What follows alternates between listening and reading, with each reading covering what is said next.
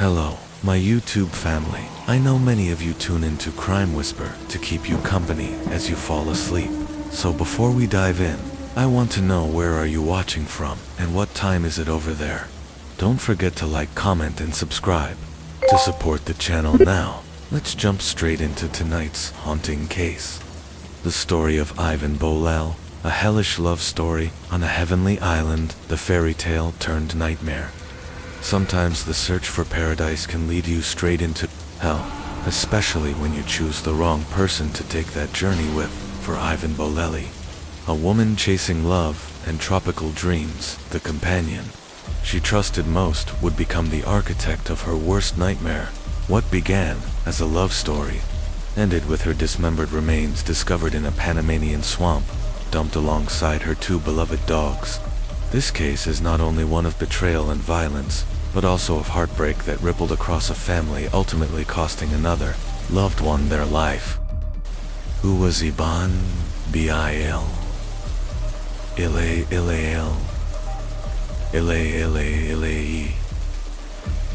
Ivan Olivia Boleli, 30th, 1969, in a small town in Southern California. The youngest of three siblings, she was close to her brother Michael and sister Michelle Ivan Esserly. Life was shaken when her mother passed away from illness when Ivan was just 13. A year later, her father remarried a kind woman named Lillian, someone the children grew to love and respect. Ivan was creative, compassionate, and ambitious. She pursued different career paths, but her true passion was fashion design. While she found success professionally, her personal life was filled with pain. She married twice. Both relationships ended in divorce, and after a surgery in her youth, Ivan was left unable to have children. Her closest companion became her beloved little dog, whom she called her baby. The meeting Brian Brimmager in 2009, just before turning Sisher, Ivan met someone she believed was her second chance at love, a charming Marine named Brian Brimmager. He was married with a young son, but that didn't stop him from beginning an affair. Brian claimed he was stuck in a loveless marriage and couldn't leave yet, all for the sake of his children. Having experienced emotional pain herself, sympathized with him. She believed his excuses and fell hard. But what she didn't know was that Brian wasn't just a conflicted husband. He was a seasoned manipulator. In reality, Brian was juggling multiple women. One of them wasn't just a mistress. She was Christine Verhoeven, a well-connected White House analyst under the George W. Bush administration. When Ivan discovered Christine, she didn't back down. Instead, she called Brian's wife and exposed everything. This led to a scandal that forced Brian to choose. He picked Ivan, or maybe she forced his hand. And a few months later, he officially divorced his wife and moved in with Ivan, moving to paradise, the beginning of the end. By the summer of 2011, Brian and Ivan made a major decision. They were moving to Panama. Brian was tired of military life and dreamed of island peace.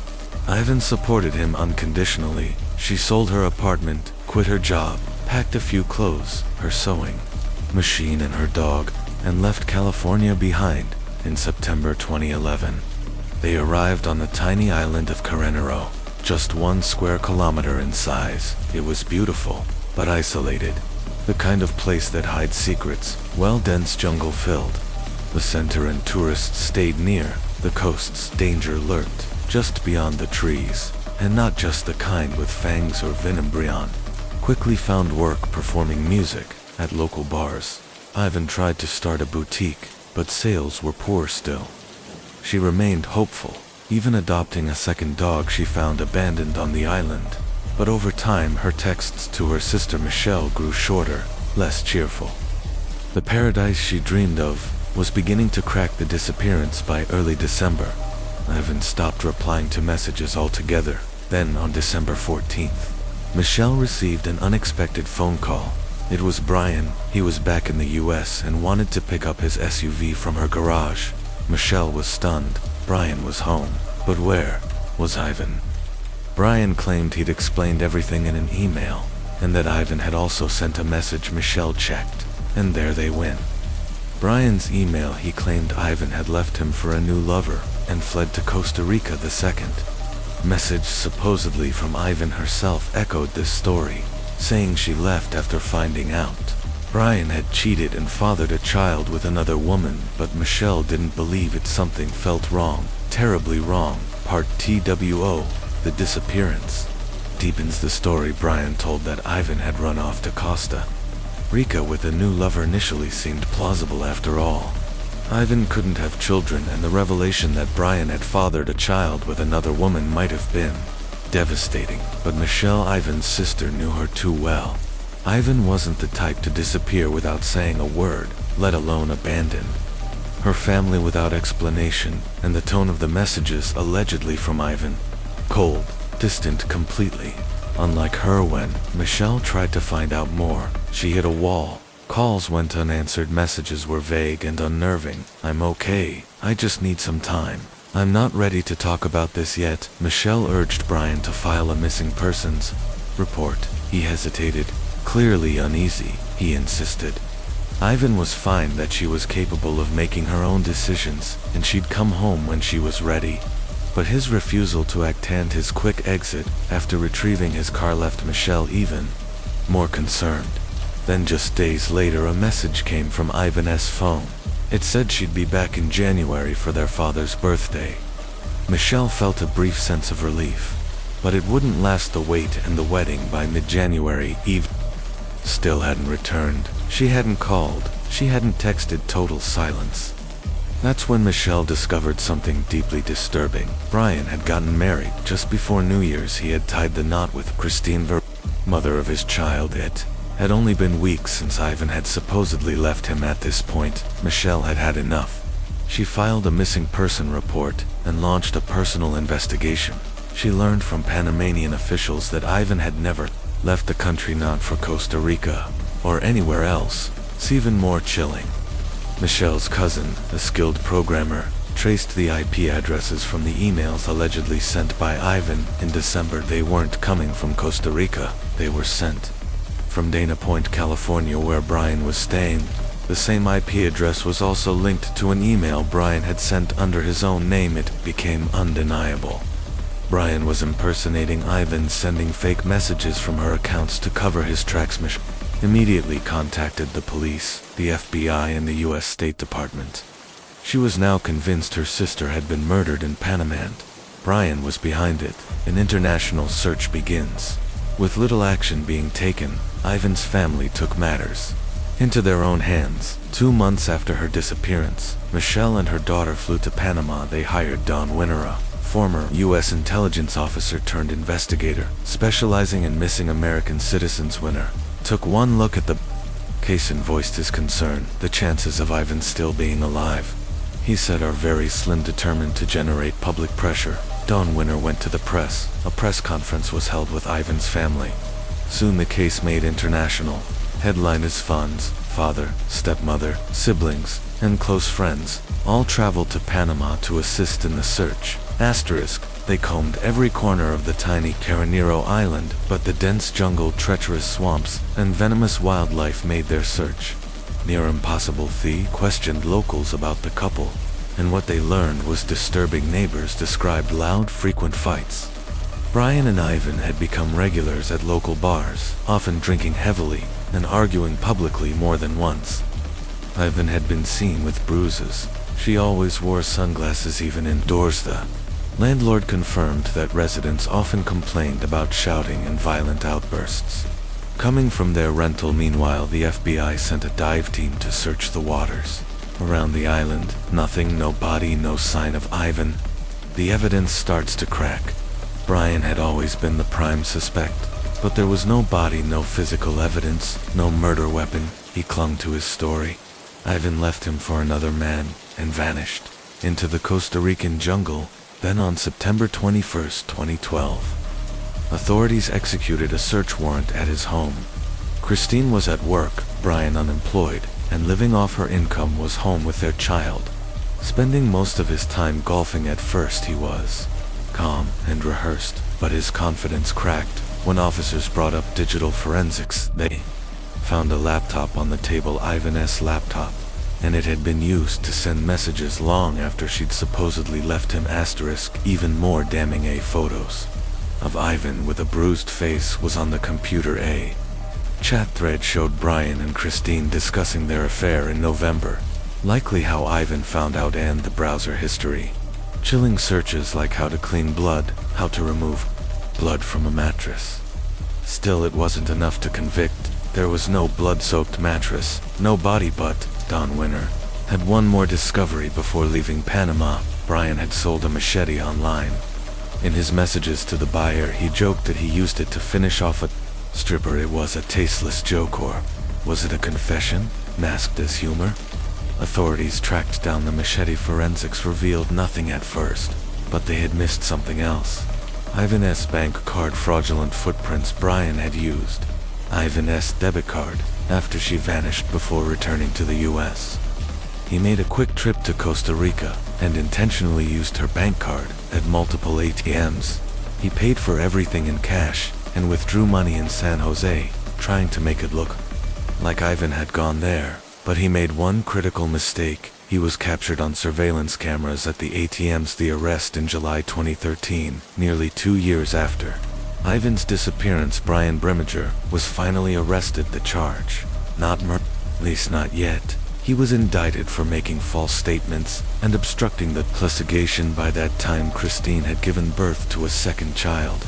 Brian was now a father of 2, living comfortably and still denying everything. Police tried to confront him to offer a deal. They asked him to tell the truth, to reveal where Ivan's body was.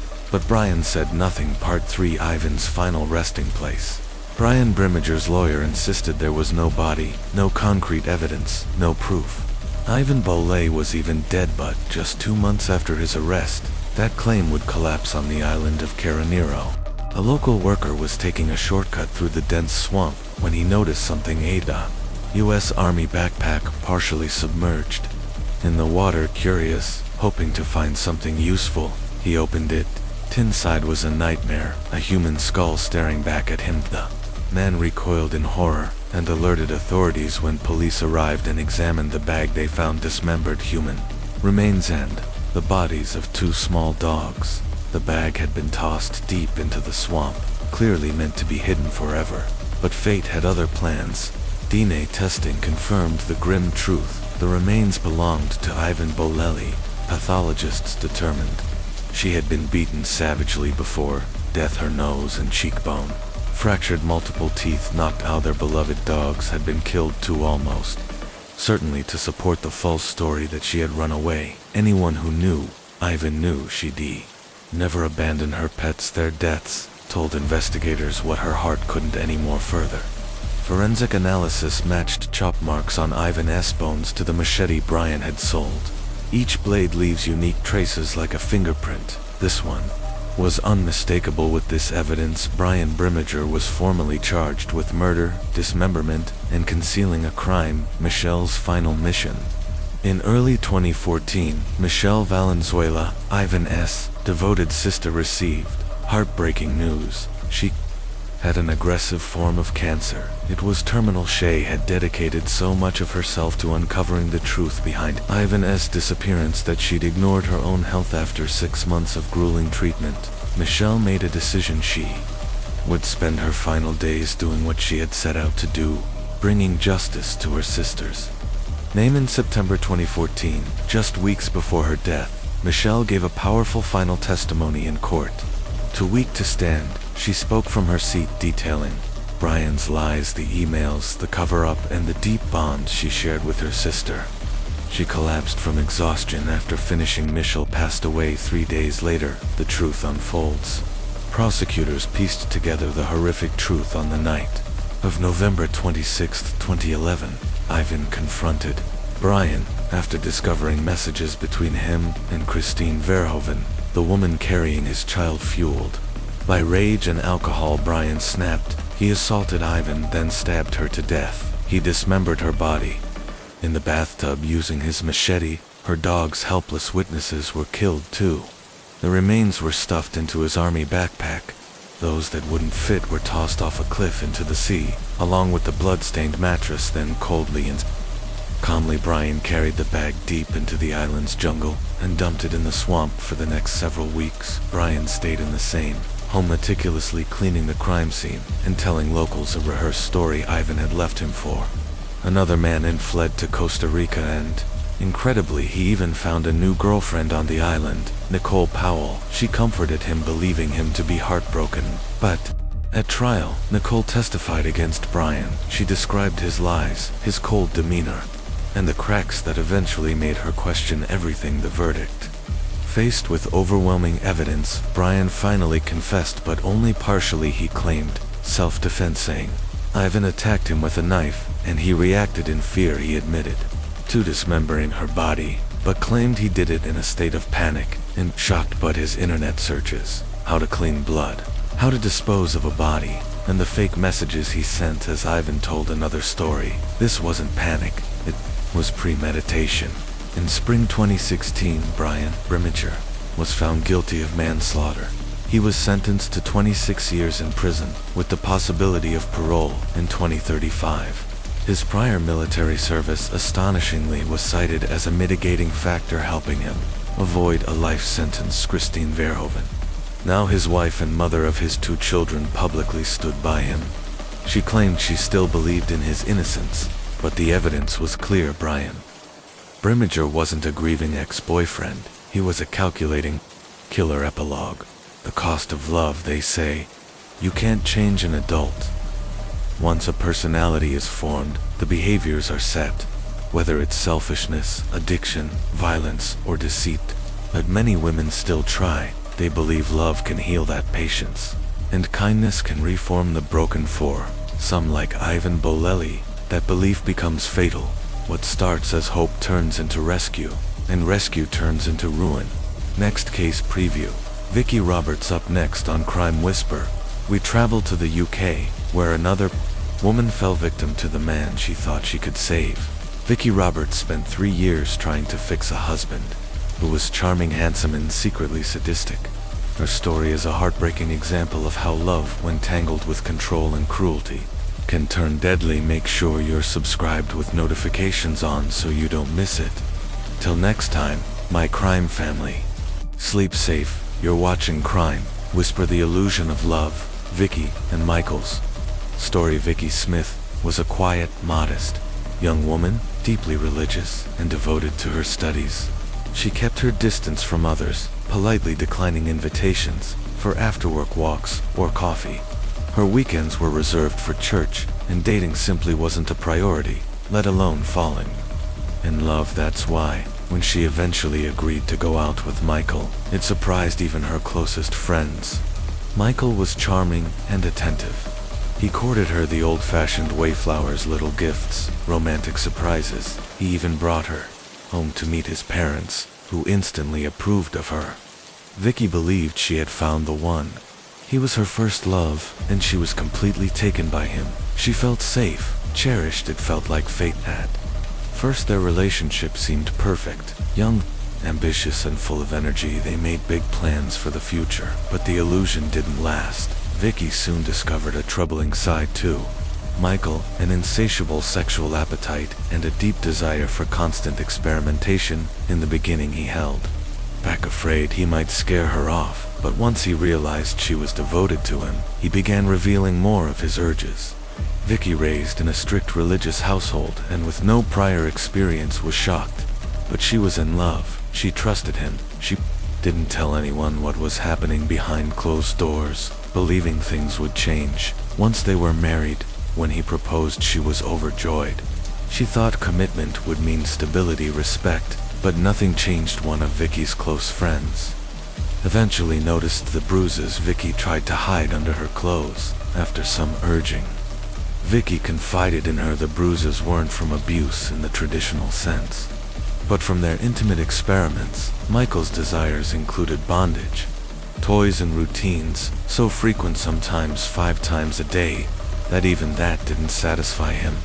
He treated intimacy as an art form, a performance of self-expression. Sometimes he would back off when she protested, but more often he persuaded her to comply. After completing her degree, Vicki found work as an account manager at a logistics company. Michael left his job at IKEA to work in electronics sales. His natural charm and persuasive skills made him a top performer, quickly earning him a promotion and training opportunities in London. But with success came distance. He forgot about Vicky, except when he wanted sex. They stopped spending time together. She became invisible outside the bedroom. While away, Michael began sleeping with colleagues, clients, even strangers. For him, sex wasn't just pleasure. It was a necessity, a way to feel powerful. Vicky, unaware of the full extent of his cheating, was still hopeful. When she found out she was pregnant, she thought it would bring them closer. But Michael's reaction was cruel and immediate. He demanded an abortion. He told her they were too young, that her religious parents would disown her, that they could have children after the wedding. Vicky resisted, but Michael's manipulation was relentless. Eventually she gave in. The procedure was painful and complicated. Vicky stayed in the hospital for several days, then needed weeks to recover. Her doctor strictly prohibited sexual activity during that time. Michael, furious at the restriction, began disappearing under the guise of work. Vicky suspected he was sleeping with other women again, but convinced herself things would improve after marriage. 2 years passed. With no wedding, Michael had no intention of marrying her. Why would he? He had a loyal fiancée who cooked, cleaned, and never questioned him, plus a steady stream of mistresses. Vicky always forgave him. He always promised to stop eventually. It wasn't Vicky, but Michael's own parents who pressured him to settle down.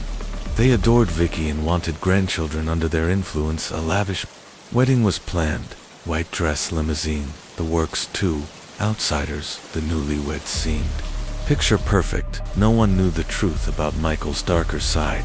They moved into a beautiful home in a prestigious Warrington neighborhood near his parents. But nothing had changed. Michael didn't love Vicky. Marriage was just a way to look respectable. Vicky never told anyone about his strange behaviors or his ongoing affairs. He meanwhile was thriving at work and soon received another promotion at his new office. He reported directly to Carrie Hall, the administrative head at Phones for You.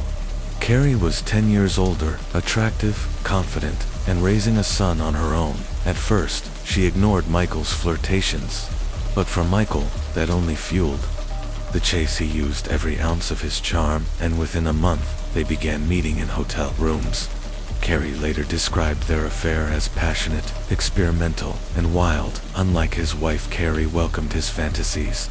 With her, he could act out the desires he had long forced upon Vicky in secret. All the while, he lied to his wife about staying late at work, attending conferences or training sessions. He had perfected the art of deception.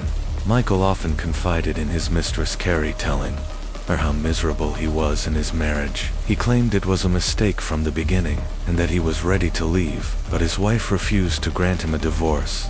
Their affair lasted over a year. Carrie, however, had no illusions. She didn't push him to leave. His wife's hotel rendezvous were enough, but soon things took a darker turn. Carrie began dressing differently, long sleeves, high collars, unusual for a woman who was proud of her athletic figure.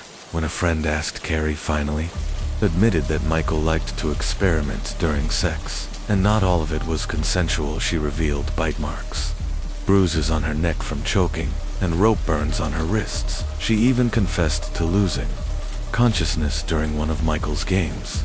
Though terrified, she still insisted it was all mostly consensual. Her friend urged her to go to the police, but she refused. To Vicky, Michael's wife, had her own suspicions long before they even married. She likely knew he was unfaithful, but hoped that her love might change him instead. After the wedding, things worsened. Michael denied his affairs, and he did so convincingly. Then, one night while he was asleep, Vicky checked his phone, and what she found shattered her. Dozens of explicit messages with Carrie and other women. Some included photos. She packed her bags and left to stay with a friend. She didn't tell her family.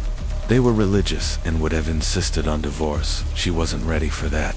Instead, she left a handwritten letter on the fridge confessing her love, saying she knew about his infidelity and that she was leaving but not divorcing, not yet. Michael wasn't heartbroken, but he didn't want to lose the quiet, obedient wife who kept his house and tolerated his sadistic preferences. That same evening, he showed up at her friend's place with flowers, fell to his knees, and begged her to return, promising she'd be his only woman. Vicky, desperately wanting to believe, came home but nothing changed. He continued, seeing Carrie and other women. One of them was Karen Wilson, a young colleague engaged to be married Michael, using the same tired story. "I'm stuck in a loveless marriage, but I'm leaving her for you soon," seduced her to within weeks. Karen ended her engagement after sleeping with Michael in their office. Michael told her he'd filed for divorce and had moved in with his parents. It was all a lie. Vicky sensed something was off again. This time, she was more careful. She waited until Michael was in the shower and went through his phone. Nothing he had learned from before. Everything was wiped clean. Even the social media passwords changed, but she was determined. When he fell asleep, she grabbed his work laptop, which he never logged out of there. She found everything: messages to a new mistress, declarations of love, promises of divorce. Vicky took screenshots, saved them to her own laptop, and even found hotel receipts in his wallet. The next morning she confronted him. The first time loudly and angrily. Michael tried apologizing, but this time she threatened to tell his parents. That threat sent him into a rage. He slapped her across the face. She got up, told him she was going to his parents' house right then. Headed for the door, he followed, grabbed a heavy jewelry box from the dresser, and struck her twice in the head. When she collapsed, he strangled her with his bare hands until she stopped breathing. There was no remorse. He wrapped her body in a blanket, shoved it into garbage bags, and dragged it to the garage. Then he cleaned the house, erased all signs of Vicky, and called Karen, inviting her over that same night. They had dinner, laughed, and had sex in the bedroom, where just hours before Vicky had been murdered. The next day, Michael crafted his alibi. He drove to his parents' house sobbing. He told them Vicky had left him for another man. To sell the lie, he sent them text messages from Vicky's phone, messages he had written him. She had fallen out of love and moved on. His parents were stunned. They hugged their son, offered comfort, and couldn't believe their sweet, religious daughter-in-law would do such a thing. Michael didn't stop there. He sent similar messages to Vicky's parents saying she needed space and had found someone new. When they called her, the calls were rejected. Only cold, detached messages came in. Response again written by Michael. Everything seemed off, but no one yet knew how horrific the truth really was. Disappearance, deception, and a gruesome discovery after Vicky mysteriously stopped showing up for work without notifying anyone. Her concerned parents went to visit her husband, Michael Roberts, but Michael's story was inconsistent and raised even more questions. Sensing something was terribly wrong, Vicky's parents reported her missing to the police.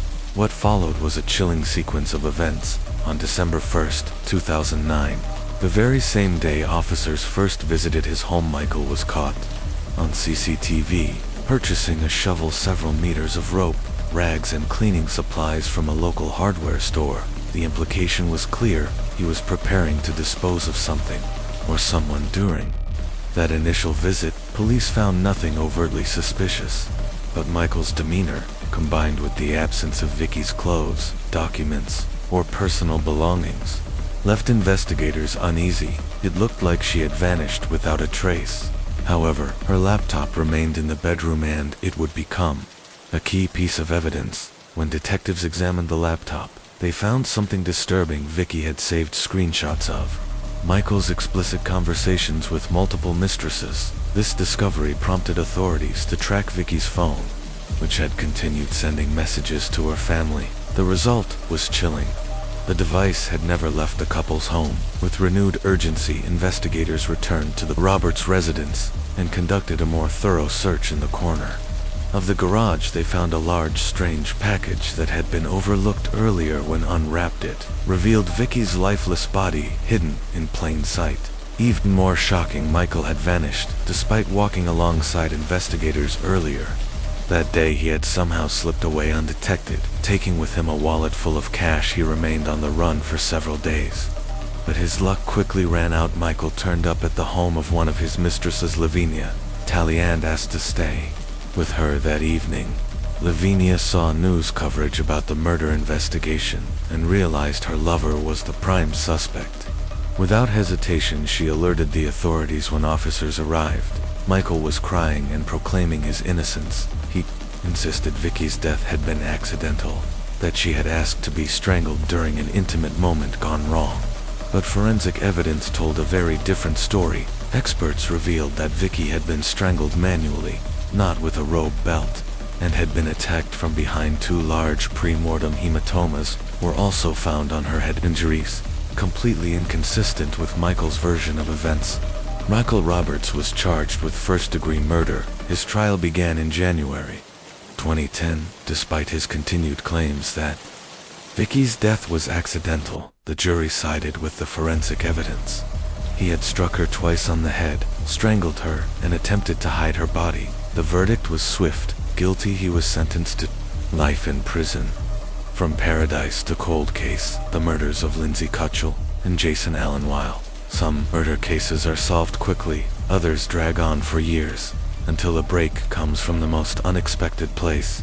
The double homicide of Lindsay Cutchell and Jason Allen remained a haunting mystery for nearly 15 years. In the summer of 2004, the couple was working as senior counselors at Rock'n'Water, a Christian adventure camp in El Dorado County, California. Both devout and deeply passionate about outdoor life, they shared a dream to one day open their own Christian wilderness camp for children. Lindsay, born in 1982 in the small town of White Eyes, Ohio, was the daughter of a local pastor. From a young age, she thrived in nature, climbing mountains, whitewater, rafting, and leading outdoor excursions. After high school, she enrolled at Appalachian Bible College in West Virginia to deepen her faith and hone her leadership skills. Jason, 4 years older and from Zeeland, Michigan, came from a similar background. Athletic, confident, and experienced in wilderness survival, he worked as a climbing instructor and tour guide. The two met on a hiking trip in 2002 and quickly fell in love. Just 6 months later, Jason asked for her hand in marriage, and her family happily gave their blessing. Their wedding was set for September 2004. In mid-August, the couple decided to take a short weekend trip to explore the San Francisco coastline before returning to the camp. They left in Lindsay's red 1992 Ford Tempo on Friday, August 13th, and promised to be back by Monday, but they never returned initially. No one was alarmed. Lindsay and Jason were known for their adventurous spirit. Perhaps they had extended their trip, but by Monday morning, after failing to show up for the morning roll call and remaining unreachable by phone alarm bells, concerned colleagues contacted police and informed both families. The search begins when Lindsay and Jason's loved ones learned they were missing. Panic set in. The couple had always been responsible, never late, never out of touch. Their sudden disappearance didn't make sense. The first challenge for investigators: no one knew where exactly the couple had gone. They had mentioned wanting to explore areas near San Francisco, but with their passion for rugged, off-grid adventures, they could have been anywhere. While police followed legal procedures, friends and family sprang into action, organizing their own search parties and appealing to the public for help. Days passed, and hope began to fade. But then a discovery would shift the case from a missing persons report to a homicide investigation. The search ends in tragedy. A chilling discovery on the coast. As concern mounted, friends and family of Lindsay Cutchell and Jason Allen began distributing flyers with their photos, pleading with the public for any information. Law enforcement officially joined the search effort by Tuesday, focusing on the San Francisco area and its surrounding suburbs. But the region was vast, too large to search thoroughly without a lead. Then a friend recalled how much Lindsay and Jason loved wild, rocky beaches, places that were remote, beautiful, and largely untouched. That detail shifted the direction of the search. Officers began scouring isolated coastal areas. For days there were no answers. Hope dwindled. Then, on Wednesday, August 19th, a patrol helicopter flying over a rugged stretch of coastline spotted something unusual. To sleeping bags motionless on the sand of a desolate beach. From above, it appeared unlikely anyone inside was simply resting. When officers arrived, the first thing they noticed was a red Ford Tempo parked near a lookout point on the cliff above. It was registered to Lindsay, Cutchel nearby, there was a small tourist shelter and a narrow, steep trail that led down to the beach. Descending, the trail officers came upon the 2 sleeping bags. At first glance, it looked like a couple enjoying a peaceful morning by the sea, but calls and footsteps drew no reaction. As investigators approached, the horrifying truth came into view inside. The bags were the bodies of a young man and woman. Lindsay and Jason both dead, from apparent gunshot wounds to the head. The smell of decomposition confirmed that the murders had occurred days earlier. Shockingly, none of their belongings were missing. Their cell phones, wallets, cash, and bank cards were all found beside them. The keys to the car were in plain view. There was no sign of a struggle. Robbery and car theft were immediately ruled out as motives, though. Identification was confirmed through documents found on scene. The formal identification came from the most devastating source, their parents still holding out hope that the bodies belonged to someone else. They traveled to the area and were crushed with grief upon recognizing their children. Crime without motive or clues. Forensic experts found no signs of sexual assault or physical struggle on the victims' bodies aside from the fatal gunshot wounds to their heads. Lindsay and Jason showed no signs of trauma. It appeared they had been killed in their sleep, never waking, never moving, executed in their sleeping bags. Who would do this and why? There were no footprints or evidence of anyone else having camped nearby. The beach was secluded and hard to access via the steep trail. No shell casings were found at the scene, leading investigators to believe the killer may have picked them up or thrown them into the ocean. The nature of the gunshot wounds indicated the shots were fired at close range, almost point blank, but the beach was otherwise clean. Just one object stood out: an empty beer bottle found a few meters from the bodies. It was unusual. Lindsay and Jason were devout Christians who didn't drink alcohol. The specific brand wasn't commonly found in California, suggesting it may have been brought from out of state. Investigators treated the bottle as a key piece of evidence, though it was unclear whether it belonged to the killer. Still, the possibility that someone had confronted the couple earlier, only to return later with a weapon, could not be ruled out. Had a stranger taken offense at something, or had they simply crossed paths with the wrong person at the wrong time? The bullets retrieved from their skulls, offered a new lead ballistic analysis, revealed they had been fired from a rare weapon, a .45 caliber Marlin Model 1894 rifle, typically used for hunting and often found in collectors' arsenals. This suggested the killer could be a hunter, a gun enthusiast, or someone with access to an unusual firearm piecing.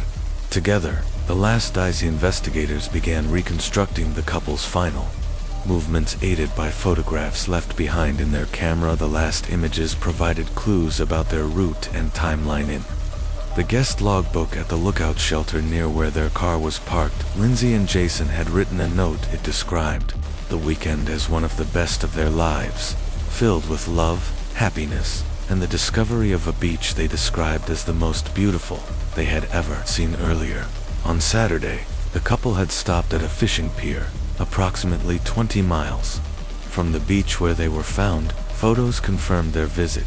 Detectives canvassed the area, interviewing locals and looking for witnesses. Many remembered the young, cheerful couple driving a red car. They had asked around for a place to stay that night, but all 3 nearby hotels were fully booked due to peak tourist season. Locals described the pair as polite, affectionate, and relaxed. No one recalled any conflict or suspicious individuals after dining at a local restaurant and strolling through the area. Lindsay and Jason apparently set off again in the evening, still without a place to stay. Camping on the beach was prohibited. It was a protected area, but with no other options, they likely decided to sleep under the stars without even pitching a tent. They rolled out their sleeping bags. They lay side by side, listening to the surf and the wind. They never woke up. The final hours and a chilling lead. It is believed that on that warm August night, Jason Allen and Lindsay Cutchel felt completely safe on the secluded beach. Their plan had been simple and serene: spend the night under the stars, then head back at dawn to return to Rockin' Water Camp. As promised, that final intention helped investigators narrow the window of the crime. They went to sleep, but never woke up. Forensic evidence suggested they were likely killed between 1100 p.m. on Saturday and the early hours of Sunday morning. The brutal crime shocked the community, and media broadcasts pleaded with the public for help, yet law enforcement held back critical details, including the results of the ballistics analysis. They feared that releasing too much information might prompt the killer to destroy the weapon used. A local drifter under suspicion. One of the first suspects was a local drifter known to sleep on that very beach. Witnesses had seen him in the area on the night of the murders. The 57-year-old man had no alibi, which made him even more suspicious. He was quickly located, arrested, and questioned. However, there was no physical evidence tying him to the crime. The murder weapon, a rare Marlin .45 caliber rifle, was never found in his possession, and DNA recovered from a beer bottle at the scene did not match his with no conclusive link. The drifter was released, and the investigation stalled. A new push and a new name. 2 years passed without progress. Then, in the spring of 2006, investigators decided to go public. They released specific information about the weapon used and offered a $50,000 reward for information leading to the killer. The response was overwhelming. Over 1,000 calls poured in. Most were dead ends, but one name kept coming up: Sean Gallen. Locals described Gallen, then 26, as unstable and violent. He was known to collect weapons, guns, knives, and other blades, and had a history of aggressive outbursts and damage to property. He had been in trouble with police before, mostly for brawling, drug use, and threats. Police arrested and questioned him. His extensive weapon collection was examined, but the Marlin rifle was not among the items. His DNA did not match the sample from the beer bottle, and without hard evidence or a confession, they had no choice but to let him go. Another shadow: Joseph Henry Burgess. At the same time, authorities investigated another disturbing lead: 61-year-old Joseph Henry Burgess, a wandering drifter known for carrying a firearm and frightening locals with religious tirades. His background was alarming. In the late 1970s, Burgess lived in Canada and had joined a religious cult called the Children of God. Witnesses said he was a fanatical and deeply disturbed man. After a falling out with 2 members of the commune, they were later found dead, shot multiple times in the head as they lay in their sleeping bags on a beach. Burgess vanished before police could arrest him. It would be decades before he resurfaced in the U.S., where he remained under the radar. Eventually, law enforcement connected him to the 2004 murders in California. But before they could interrogate him, a shootout erupted. During an attempted arrest, a police sergeant was killed, and Burgess died in the exchange of gunfire. If he had secrets, they died with him, a fatal echo from the past. Then, in March 2017, tragedy struck again, this time in Forestville, California. Police responded to reports of gunfire at a residence belonging to the Gallen family. Inside, they found 35-year-old Seamus Gallen dead, shot 3 times by his older brother, Sean Gallen. Neighbors described hearing an argument that had escalated into violence. Sean, under the influence of drugs, had pulled a gun and shot his brother during a domestic dispute. He was arrested at the scene. Detectives immediately recalled his previous status as a suspect in the 2004 beach murders. Now, with a fresh and serious crime on his record, they reopened the case with new intensity. A disturbed mind unravels. As they dug deeper, they found more troubling signs. Sean had posted extensively on social media about his weapon collection, made bizarre claims about telepathic abilities, and spoke of being on a special mission from space. Investigators suspected serious mental illness. Despite his erratic behavior, Gallen refused to cooperate. He denied involvement in the 2004 double homicide and rambled nonsensically during questioning. Then detectives made a breakthrough. While reviewing Seamus Gallen's old social media messages, they discovered a private exchange from 2006. Right around the time the $50,000 reward had been announced. In the message, Sean's ex-girlfriend told Seamus she could turn him in and claim the reward, she hinted. They both knew the truth about what had happened, but had kept it quiet. Fortunately, both were now gone. Seamus was dead, and the ex-girlfriend had died in a car accident 2 years earlier. Their confession confronted with the messages, Sean Gallen finally broke. After 13 years of silence, he confessed to the murders of Jason Allen and Lindsay Kutchell. What he revealed shocked investigators. That night in August 2004, he had left his home with a Marlin rifle, allegedly intending to hunt in a nearby forest. Instead, he wandered toward the coast and descended the steep trail to Jenner Beach. There in the moonlight, he spotted two brightly colored sleeping bags. As he approached, he saw a young couple asleep peaceful and unaware. He raised his rifle and fired. He stood silently watching them sleep for several minutes before the voices returned loud and commanding. According to him, they ordered him to carry out a mission from Space One he could not ignore. Slowly, methodically, he approached the young couple lying on the beach. He placed the barrel of his rifle near the young man's head and pulled the trigger. The blast was deafening, rousing the young woman from sleep, but before she could fully comprehend what was happening, a second shot ended her life. As well, after the murders, he collected the bullet casings and placed them in a beer can he had emptied on his way to the beach. According to his later confession, he tossed the can into a thicket of bushes behind his father's house. He then handed the rifle over to his elderly father and asked him to hide it. His father, without asking a single question, buried the weapon beneath the dirt floor of the old barn cellar. Years later, investigators verified Sean Gallen's story. The rifle was found beneath the remains of the now collapsed barn, and the beer can, with the casing still inside, was recovered from the overgrown backyard. Interestingly, a bottle found earlier on the beach was determined to be unrelated to the crime. Forensic and psychological evaluation. Gallen told psychiatrists that voices in his head ordered him to commit violent acts, and that he wasn't fully aware of what he was doing. His defense team argued he was mentally unfit to stand trial. However, psychiatric evaluations painted a more complex picture. While Sean Gallen was diagnosed with multiple mental disorders exacerbated by alcohol and drug abuse, he had acted with clear deliberation. Experts noted he had methodically planned every step, choosing to kill the male victim first to eliminate the primary threat. He removed the shell casings and concealed the weapon, indicating awareness and intent to evade law enforcement. The court ultimately found him competent to stand trial. A chilling family secret. What shocked many was that several people close to Sean, his parents, his brother, even a former girlfriend, either knew or suspected that he had committed the double homicide, yet none of them reported him trial.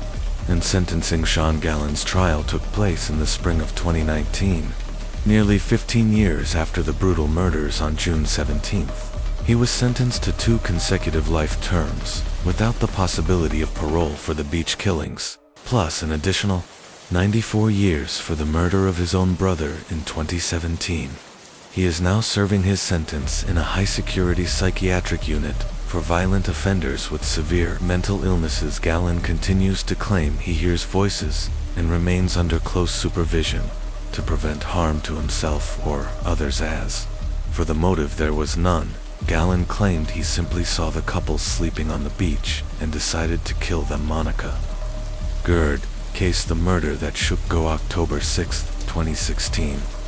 Monica Gerd, renowned perfume expert and researcher, was found dead in her rented apartment in Goda, a serene village in Goa, India, the region known for its beaches, culture, and tranquil beauty was about to become the center of a national scandal. Monica lived alone in a 3-bedroom flat in the suburb Raj Valley Society that morning around 9 or 10 a.m. Her maid arrived as usual and rang the bell. There was no answer. She rang again, still silence. She called out, knocked on the door, and rang several more times, but there was no response. This was unlike Monica. Worried, the maid contacted Monica's brother Anand Gerd, who lived in Mumbai. Alarmed by the call, Anand tried reaching Monica by phone, but again, there was no reply. Growing more concerned, he contacted a neighbor who lived in the adjacent flat. Monica had given her a duplicate key for emergencies. The neighbor arrived and used the spare key to open the door. What she and the maid discovered was horrifying. Monica was lying on her bed, hands tied behind her back. She was partially unclothed and completely unresponsive. The neighbor immediately called the police. Officers arrived with female personnel, doctors and an ambulance, but it was too late. Monica had died. Crime scene and investigation. The scene was puzzling. There were no signs of forced entry suggesting the killer had access or Monica had opened the door willingly. Eggshells were found in the room, indicating someone had eaten recently. Her purse contained a few bills and receipts, but no debit card. The police initially suspected a robbery or sexual assault, but found nothing missing from the flat. Monica's estranged husband was questioned, but cleared of suspicion as the daughter of a former judge and a public figure in Goa social circles. Monica's murder attracted national media attention. The post-mortem report confirmed the worst. Monica had been sexually assaulted and died from suffocation. The breakthrough: 4 days. There were no leads, but then a detective recalled those debit card receipts in her purse. Police traced the card's transactions and found that it had been used at an ATM in Porvorim, just 4 to 5 kilometers from her apartment.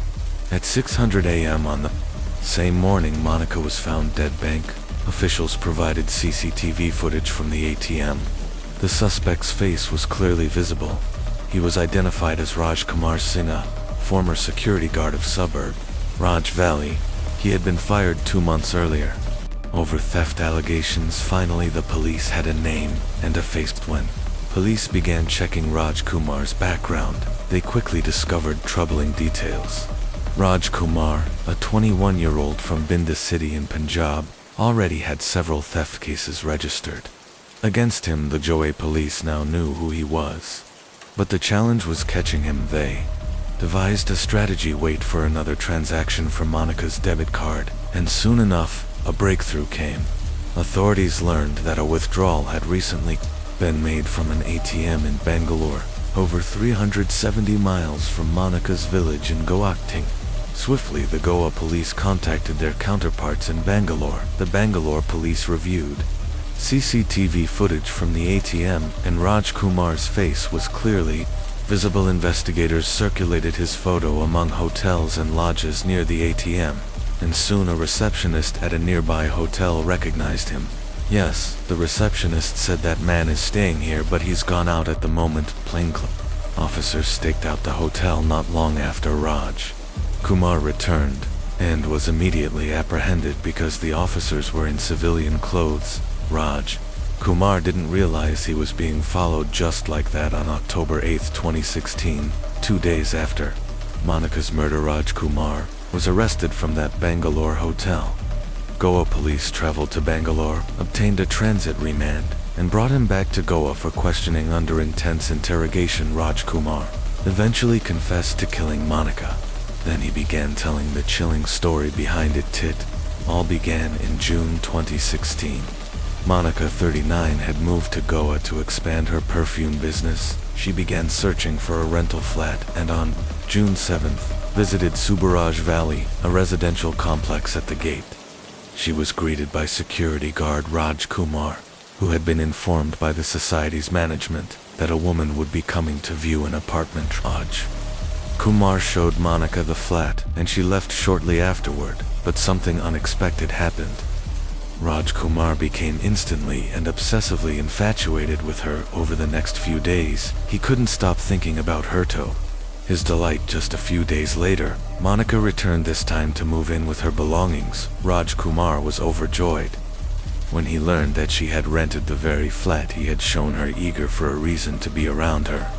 He helped her move in with the assistance of 2 others desperate for opportunities to see Monica more often. Raj Kumar approached his manager and asked if he could also take up cleaning and maintenance work for the society's vehicles. Claiming he was in financial need, he hoped this would allow him closer access to her. The manager agreed. Raj Kumar soon offered to clean Monica's car for a fee, and she accepted, given her busy schedule.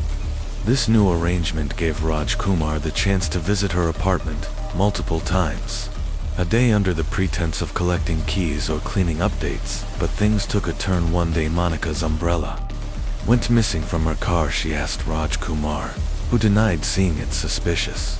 Monica reported the theft to society management, mentioning that her belongings weren't the only things that had gone missing recently.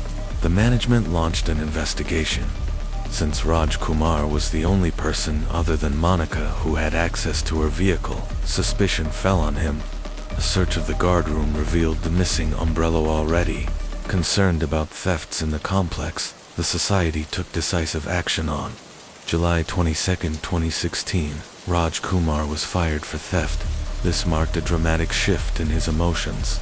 What had once been obsessive affection turned into simmering resentment. Though he had loved Monica, he now blamed her for his dismissal.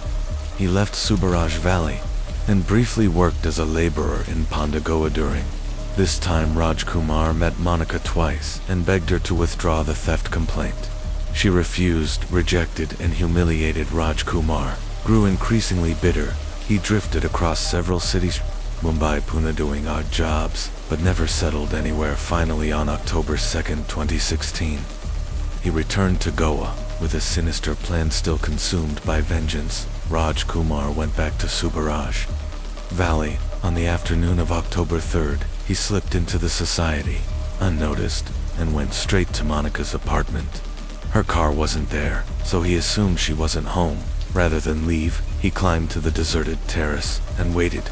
He stayed there for nearly 3 days without food or water, repeatedly down to see if Monica had returned, but her car never appeared until the afternoon of October 5. At around 3:30 p.m., Raj Kumar spotted her vehicle. A twisted smile crept across his face.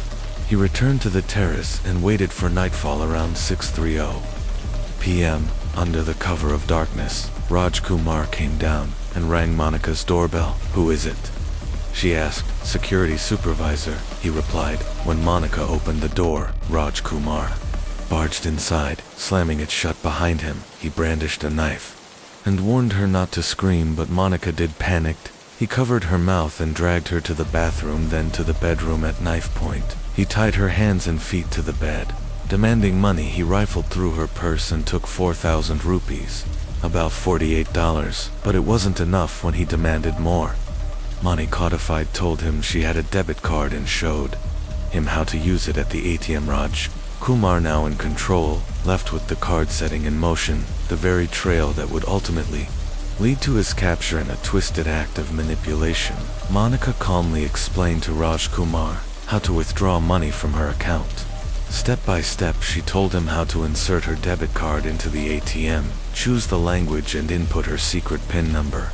The very number she voluntarily disclosed to him. Perhaps, in that moment, Monica believed he would take the money and leave.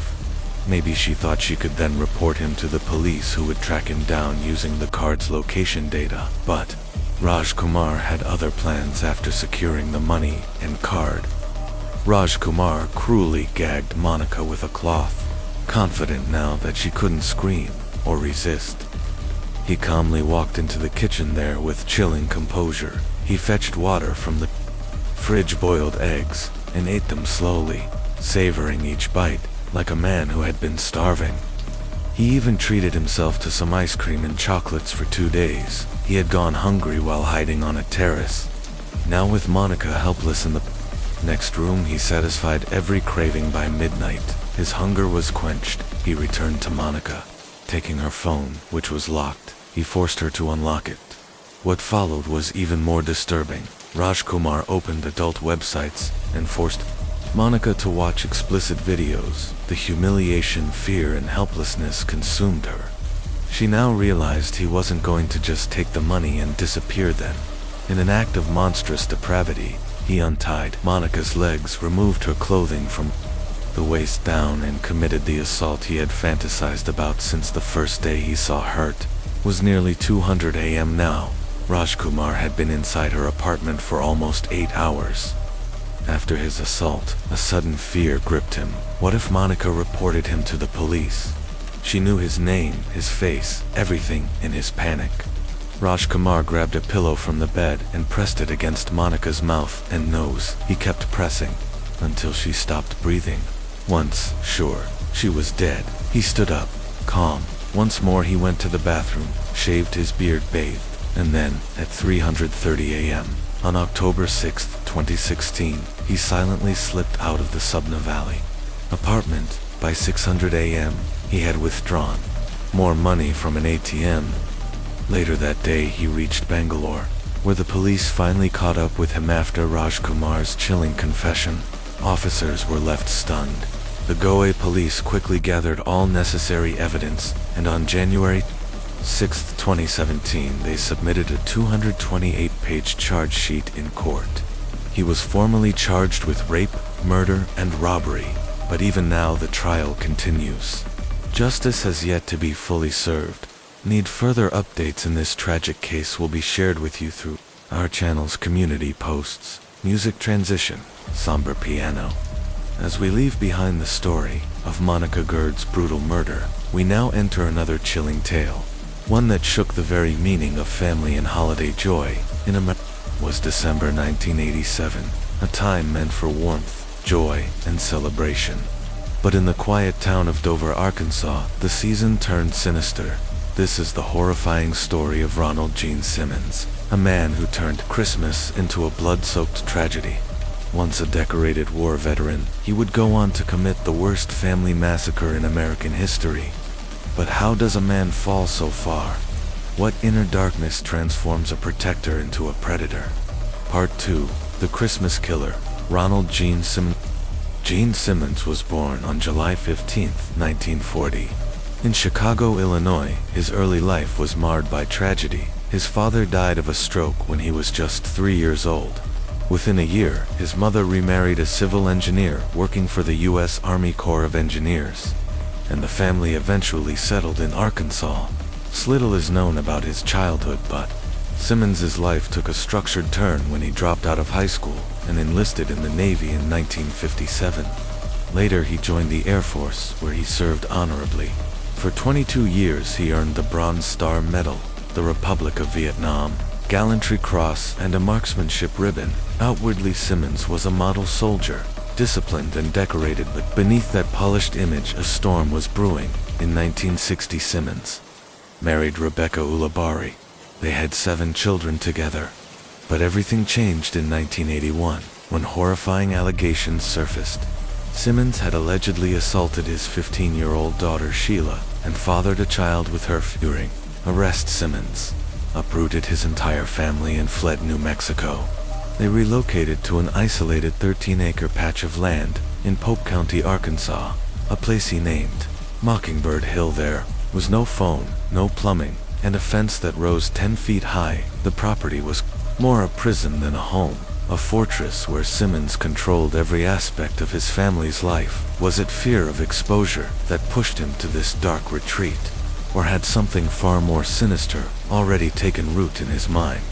Simmons ruled his household like a tyrant, and in December 1987, that tyranny turned to unthinkable horror. On December 22nd, Simmons began a killing spree that would shock the nation. He first murdered his wife, 46-year-old Rebecca, and his son, 26-year-old Ronald Jr. He beat them with a crowbar and shot them. Then he strangled and drowned his 3-year-old granddaughter, Barbara, Ronald Jr.'s child, as his younger children returned home from school for the holidays. Simmons greeted each with a cruel lie, telling them he had Christmas gifts for them. One by one, he strangled and drowned them. His 17-year-old daughter, Loretta, 14-year-old Eddie, 11-year-old Marianne, and 8-year-old Becky. Even his youngest toddlers were murdered in the same brutal fashion. Their tiny bodies were dumped into cesspits. He had forced them to dig days earlier, but Simmons wasn't finished. On December 26th, family members arrived for what they believed was a holiday visit. Instead, they walked into a slaughterhouse. Simmons killed his son Billy, his daughter-in-law Renata, and their 20-month-old child Trey. He shot Billy and Renata, then strangled and drowned the baby, his daughter Sheila. The one he had assaulted years ago was also murdered along with her husband Dennis, their 6-year-old daughter Sylvia, and 21-month-old Michael, Sheila's youngest son. By the end of his rampage, 14 members of Simmons's own family were dead. Though once festive home was now a house of horror.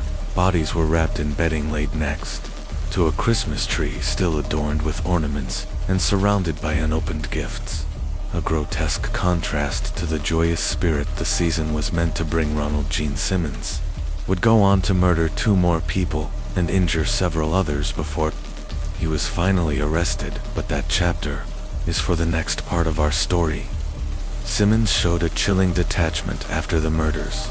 He laid Sheila's body on the dining room table, covering it with Rebecca Simmons' best tablecloth as if trying to preserve some twisted sense of dignity. The bodies of Trey and Michael were wrapped in plastic sheeting and placed in abandoned cars behind the house then. As if nothing had happened, Simmons ran errands. He drove to Sears in Russellville to pick up Christmas gifts he had ordered for the very family he had just slaughtered that night. He visited a local bar for a drink. When he returned, he calmly sat in the house, surrounded by the corpses of his loved ones, drinking beer and watching television by December 28th. Simmons extended his killing spree beyond his family, targeting people in the town of Russellville. Driving his son Ronald Jr.'s car, he went to a Walmart and bought a second firearm. Then, driven by rage and a desire for revenge, he began hunting those he believed had wronged him. His first stop was the law office where he had once worked there. He fatally shot 24-year-old Kathy Kendrick, a secretary who had previously rejected his advances. The violence continued at Taylor Oil Company, where he shot and wounded the owner, Russell Taylor. He also killed a stranger in the building and attempted to shoot another employee, but in its the Sinclair Mini Mart, Simmons wounded 2 more people. Then at Woodline Motor Freight, he shot his former supervisor, 35-year-old Joyce Butts, twice. She survived and later testified that Simmons had argued with her about wages. Witnesses reported that during the attack, Simmons yelled, "I just wanted to kill Joyce, just Joyce, I've gotten everybody who wanted to hurt me." The entire rampage lasted just 45 minutes. 2 more people were killed for wounded, and then, just as suddenly as it began, it ended. Simmons calmly surrendered to police without resistance, but the full horror was still to be discovered. When officers couldn't reach the Simmons family, suspicions grew. 2 deputies drove to the remote home at Mockingbird Hill. There, they encountered a nightmarish scene: bodies methodically laid out, wrapped, positioned, and covered in eerie tableau of death. What they found defied belief. Ronald Jean Simmons had not only murdered his entire family, 14 people in total, but done so with a twisted sense of ritual. His silence after arrest was unsettling. He refused to speak to investigators, or even his own attorneys. Yet when asked about his family, his lips trembled, his eyes filled with tears. It was the only crack in his otherwise stoic facade. As investigators pieced together the events, they were left asking what drives a man to annihilate his entire family, then strike out against his community. The answer seemed to lie in Simmons's past. A retired Air Force Master Sergeant, he was a man shaped by rigid control and discipline. But beneath the military order was a storm of pathological behavior. Allegations surfaced of sexual abuse within the family, most disturbingly involving his own daughter, Sheila. A friend of the family revealed that Simmons's wife, Rebecca, had tried multiple times to leave him and had recently been secretly saving money for a divorce. In a haunting letter to their son shortly before the killings, Rebecca wrote, "I don't want to live the rest of my life with Dad. I am a prisoner here, and the kids too. Every time I think of freedom, I want out as soon as possible." Simmons likely saw this as the ultimate betrayal, a loss of control he couldn't tolerate. The family's physical and social isolation at Mockingbird Hill only deepened his grip over them, creating a pressure cooker environment. When that control was threatened, the result was catastrophic. In Russellville, his rage extended to those who had rejected him or challenged his authority. The attacks weren't just personal, they were symbolic. He targeted bosses, co-workers, and women who had spurned his attention. His violence was both calculated and chaotic. Despite the scale and savagery of his crimes, Simmons had no documented mental illness. This only deepened the mystery. How could someone so seemingly normal commit such atrocities? In the wake of the massacre, the legal system moved swiftly. A psychiatric evaluation found Simmons competent to stand trial. His first trial in May 1988 focused on the murders of Kathy Kendrick and Jim Chafin. The evidence was overwhelming. Simmons showed no remorse in court. He appeared cold and defiant. The jury found him guilty and sentenced him to death by lethal injection. Plus 147 years. In an eerie twist, Simmons requested no appeals, telling the court, "In my particular case, anything short of death would be cruel. An unusual punishment. Because of this, prison officials had to isolate him." Other death row inmates feared that Simmons's refusal to appeal could jeopardize their own chances at clemency. In February 1989, Simmons faced a second trial for the murders of his 14 family members. The prosecution laid bare every brutal detail. During one hearing, a letter Simmons had written to Sheila was read aloud in court.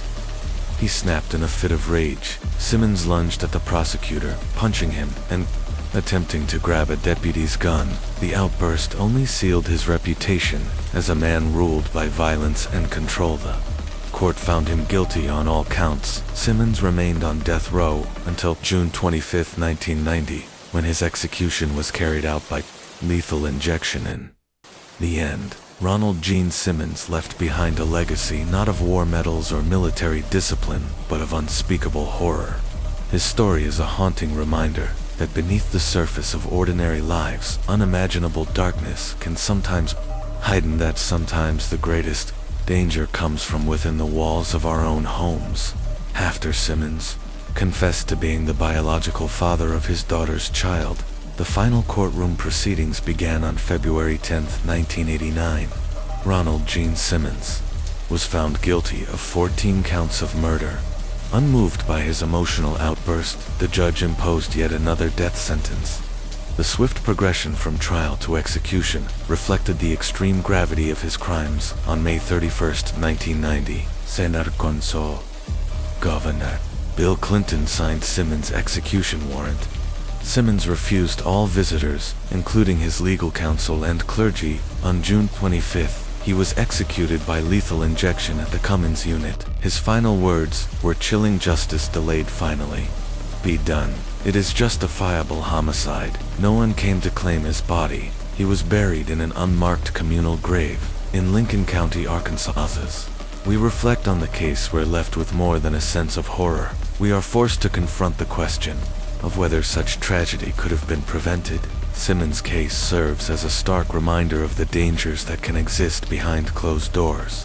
According to FBI profilers and psychologists, early signs like isolation, obsessive control, and abuse within families often foreshadow more violent outcomes in families like Simmons, where the perpetrator maintains tight control. Outside intervention becomes not only necessary but potentially life-saving. Neighbors, friends, and relatives must be vigilant, speaking up when something seems wrong. Simmons' story also brings into focus the psychological complexity behind such heinous acts. What pushed him to slaughter his own family, the very people who once defined his identity? His military discipline, sharply contrasted with the chaotic control he exercised at home, forming a volatile combination, as his authority appeared to be threatened, possibly by the prospect of a divorce. His grip tightened, and then he snapped. Defense attorney John Harris once remarked, "I think he felt like they were going to take him out, so he was going to take them out first." That was his mindset. Could this carnage have been prevented? In hindsight, yes. The signs: his antisocial behavior, heavy drinking, isolation, and abusive tendencies were visible. Had law enforcement successfully charged him in 1981 for the sexual abuse of his daughter, the massacre might never have occurred. Prosecutors later stated that they dropped the case at the family's request. A fatal decision. Ronald Gene Simmons. Brutal. Christmas Week massacre remains the deadliest mass killing by a single person in Arkansas history. Transitioning to another chilling case. Donald Harvey, born on April 15, 1952 in Hamilton, Ohio. Donald Harvey was the oldest of 3 children. He was affectionately known as Donnie by his parents, Ray and Goldie. Shortly after his birth, the family relocated to Boonville, Kentucky, a quiet Appalachian town where Ray worked as a tobacco farmer, and Goldie stayed home to care for the children, despite the family's deep poverty and a rocky marriage. Donald's early years were reportedly filled with affection. He was a quiet, withdrawn boy who showed no early signs of violence or instability. However, later reports would reveal a dark past. Donald claimed he was sexually abused by at least 3 men between the ages of 4 and 20. Among them were a maternal uncle, an older neighbor who offered him money, and a former roommate. Though a traumatic childhood does not excuse his later actions, it may offer some insight for criminal profilers attempting to understand his descent into horror. In school, Donald kept mostly to himself. He earned good grades, but his loner behavior and preference for reading over socializing lead to teasing from classmates after attending Sturgeon Elementary and later Boonville High School. He dropped out of boredom and later earned his GED through a correspondence course at 16 with little direction. Donald moved to Cincinnati, Ohio, and found work at a factory. But when the job ended in 1970, his life took a fateful turn. His mother asked him to visit his ailing grandfather at Marymount Hospital in London, Kentucky. While visiting daily, Donald formed relationships with hospital staff. They found him polite, respectful, and trustworthy. He was soon offered a job as an orderly. Beneath his calm exterior, something sinister was beginning to stir. May 1970, during a routine shift, Donald had his first violent encounter while caring for 88-year-old stroke patient Logan Evans. The man, likely confused and cognitively impaired, smeared feces on Donald's face. The humiliation sparked uncontrollable rage. Donald snapped. He grabbed a plastic bag and pillow, smothered Evans to death, and used a stethoscope to confirm his heart had stopped. Then he cleaned the body, redressed the corpse in a fresh gown, showered, and calmly notified staff no one suspected a thing. Just 1 day later, he was involved in the death of another patient, 69-year-old James Tyree. Donald inserted the wrong-sized catheter when Tyree screamed in pain and told him to remove it. Donald pressed his hand against the man's abdomen until Tyree began vomiting blood and died from an air embolus. Magano. One questioned it 3 weeks later. Donald ended the life of 42-year-old Elizabeth Wyatt. He cut off her oxygen supply. He would later claim this was his first mercy killing, that she had prayed for death and expressed a desire to die. 4 hours later, a nurse found her dead. Donald faced no scrutiny with each killing. He grew more confident, more methodical, and more dangerous. Over the course of 10 harrowing months, Donald Harvey unleashed a torrent of violence from within hospital walls. While working at Marymount Hospital, at least 15 patients died under his care, whether for gratification or grim experimentation. The methods of murder varied wildly: smothering victims, sabotaging oxygen tanks, administering fatal doses of medication, and injecting lethal chemicals. When enraged, his violence grew even more disturbing. In one horrifying case, following a disagreement, Donald entered a patient's room and brutally inserted a coat hanger into the man's catheter. The cruel act punctured the patient's bladder and bowel, leading to a fatal infection. Days later, despite this brutality, Donald saw himself not as a killer but as a savior. Heckled his crimes mercy killings, portraying himself as a benevolent angel of death, cloaked in compassion, playing God with the lives of the vulnerable. On March 31st, 1971, exactly 1 year after his first murder, Donald left Marymount Hospital. That same evening, he was arrested for burglary after drunkenly breaking into a home in his intoxicated state. He rambled to police about the murders, but his confession was dismissed as incoherent nonsense. Instead of facing justice, Donald was fined for petty theft and walked free.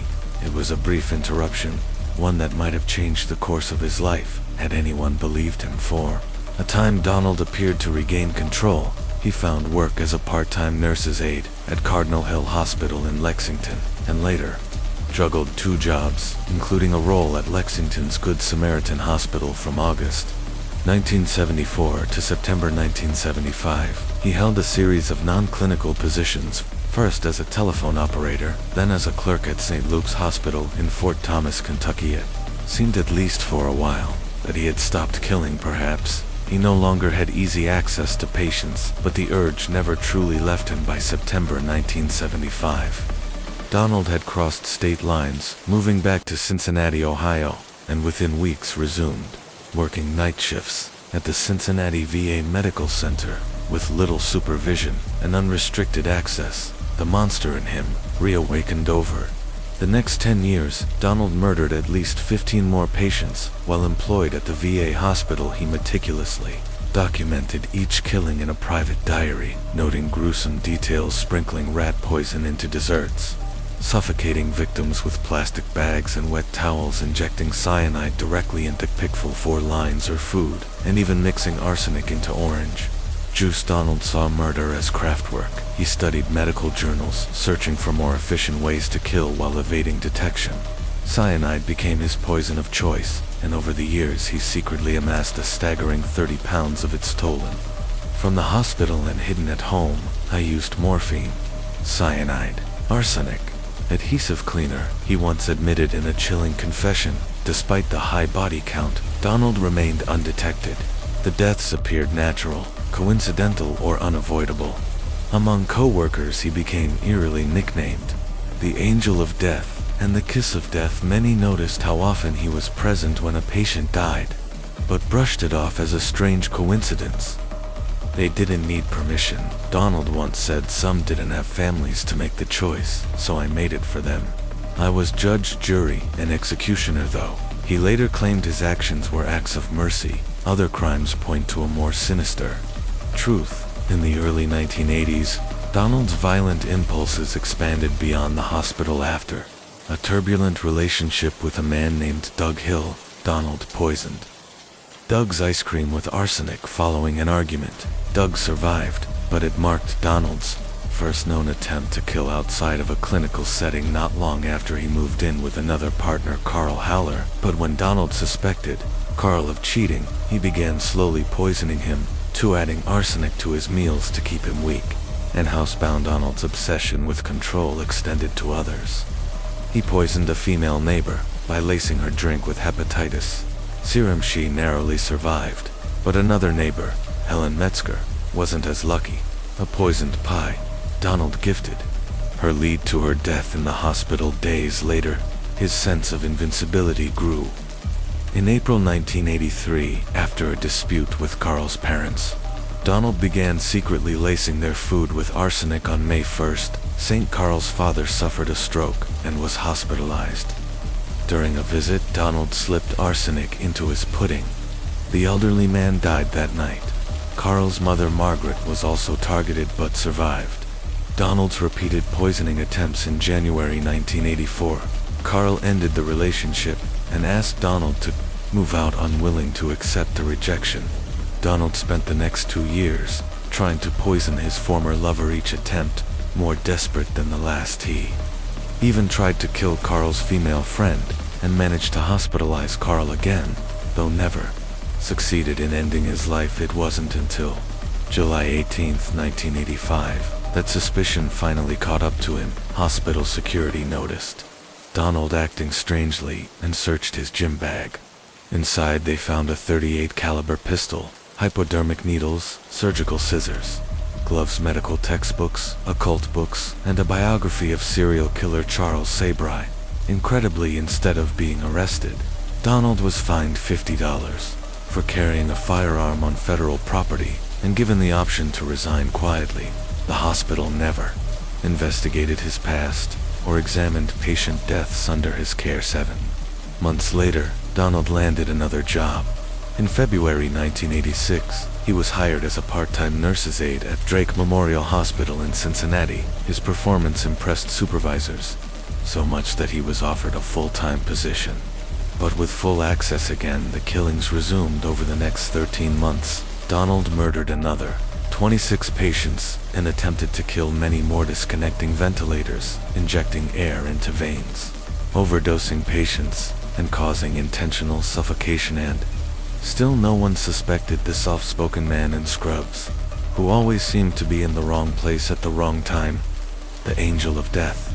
Donald Harvey. Arsenic, cyanide, and petroleum-based cleaners. These were just a few of the tools Donald Harvey used during his nearly 2-decade-long killing spree. It all came to an end with one final murder on March 7, 1987. John Powell, a 44-year-old patient, had been on life support for months following a motorcycle accident, but miraculously he had begun to recover. His death seemed sudden and suspicious, but due to Ohio law requiring mandatory autopsies and vehicular accident-related deaths, this time Donald Harvey wasn't able to quietly cover his tracks during the autopsy. A faint scent of almonds, a telltale sign of cyanide, raised immediate alarms. Investigators launched an inquiry.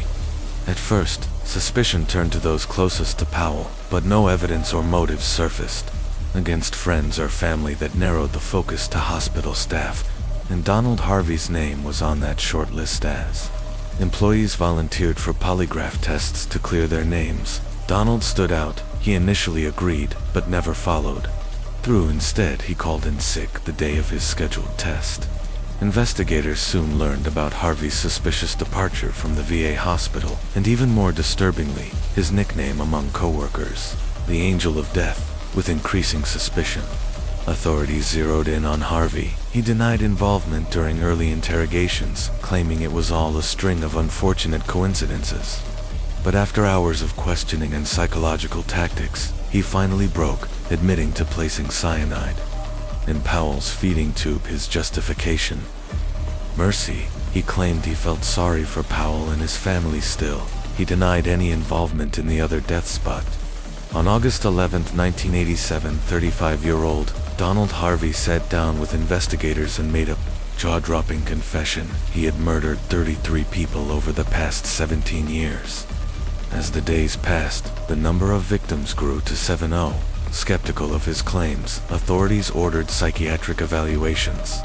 After extensive testing, experts found Harvey legally sane. He understood right from wrong and was fully capable of conforming to the law. In November 1987, he was sentenced to 8 life terms, plus 20 years for the murders at Marymount Hospital.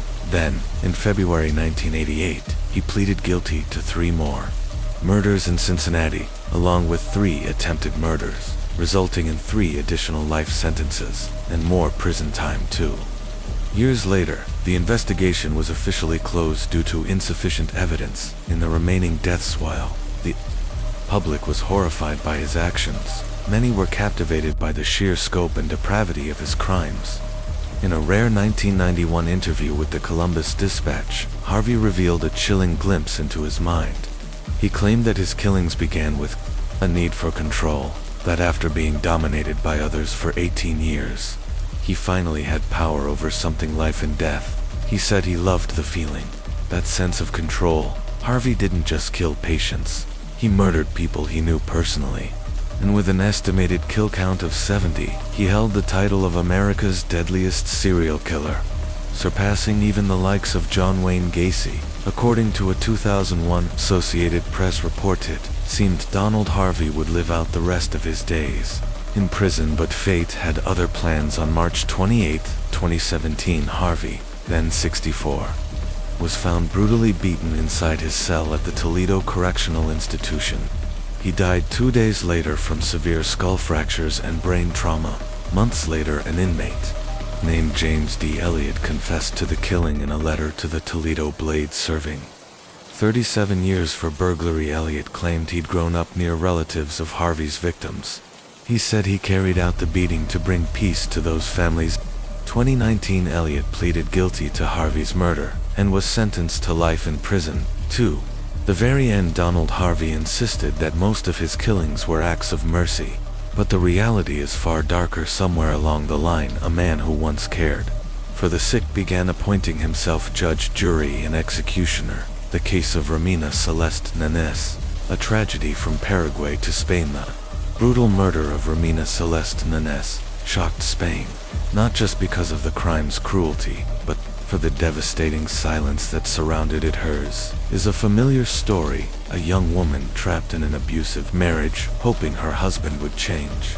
But the outcome of this case stunned even the most hardened investigators. To this day, her body has never been fully recovered. Only a single fragment was ever found washed ashore by the Romina Celeste. Nanez Rodriguez was born in the fall of 1990 in Asunción, Paraguay.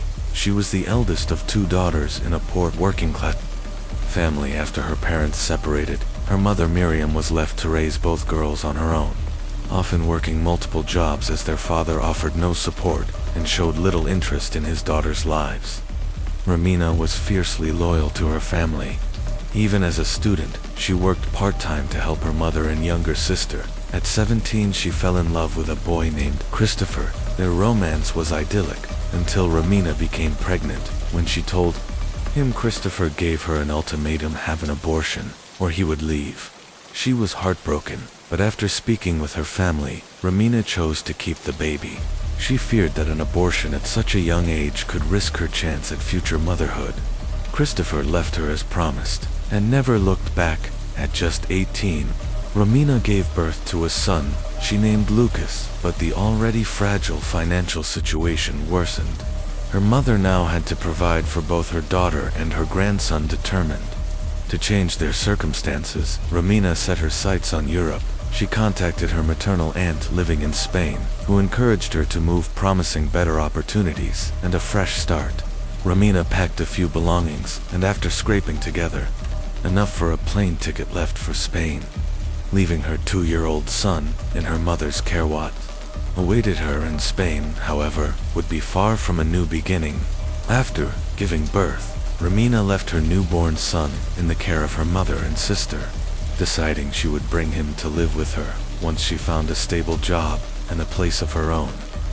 In late summer 2010, Romina boarded a flight to Madrid, eventually making her way to the small provincial town of Alcobendas, where she moved in with her aunt. Determined to build a better life, Romina quickly found work as a hotel administrator. Thanks to her charm and professionalism, she earned a decent salary, sending part of her earnings back home while using the rest to rent a small apartment. To avoid burdening her relatives, not long after, Romina met a man named Javier. Like her, he had immigrated to Spain in search of a better life. He was from El Salvador and worked in construction. They quickly fell into a passionate romance, but when Romina became pregnant, Javier, unprepared for fatherhood, distanced himself.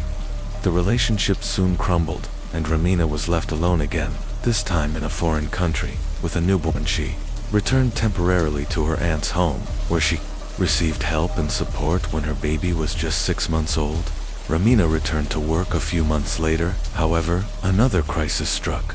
After ignoring signs of persistent fatigue and poor health, she was diagnosed with cancer. Romina underwent chemotherapy, losing her hair and a significant amount of weight, but she fought through it. She survived. After treatment, she recovered quickly, wore wigs to cover her hair loss, and returned to work with renewed determination, convinced she had overcome her worst trials. Romina started saving money, again hoping to bring her eldest son, her mother, and her sister to live with her in Spain. New Levine, the summer of 2017, while attending an event with friends, Romina met RDS Chen. He was charismatic, financially stable, and had a serious job as a process engineer for a large energy company, nearly 15 years her senior. Chen had been married twice and had 2 teenage daughters, but Romina wasn't concerned about the age gap or his past. She too was raising sons from previous relationships. Their connection was instant. After just one date, they fell deeply in love. Chen wooed her with gifts, compliments, romantic gestures, and daily surprises. Romina was swept off her feet, believing she had finally found the man who would love both her and her children. However, soon unsettling rumors about Chen began to reach her. It was said he had been abusive to his former spouses and was estranged, not only from them, but also from his daughters. Though Romina noticed his lack of contact with his family, she dismissed the warnings. Just 6 months into the relationship, they moved in together, settling into a luxurious villa on the Canary island of Lanzarote.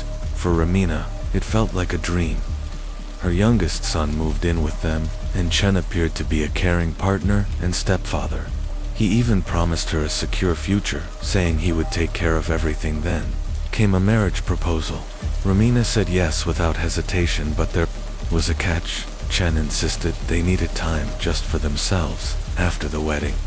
He claimed they should enjoy being alone for a while without the children. Romina, blinded by love, agreed. It became increasingly clear that he not only had no intention of bringing her eldest son to live with them, but also wanted her youngest son gone yet. Romina ignored her friend's concerns and continued defending her fiancé. June 2018, Chen bought Romina and her child tickets to Paraguay but only purchased a return ticket for her back in Paraguay. When she told her mother and sister about him, they were immediately suspicious.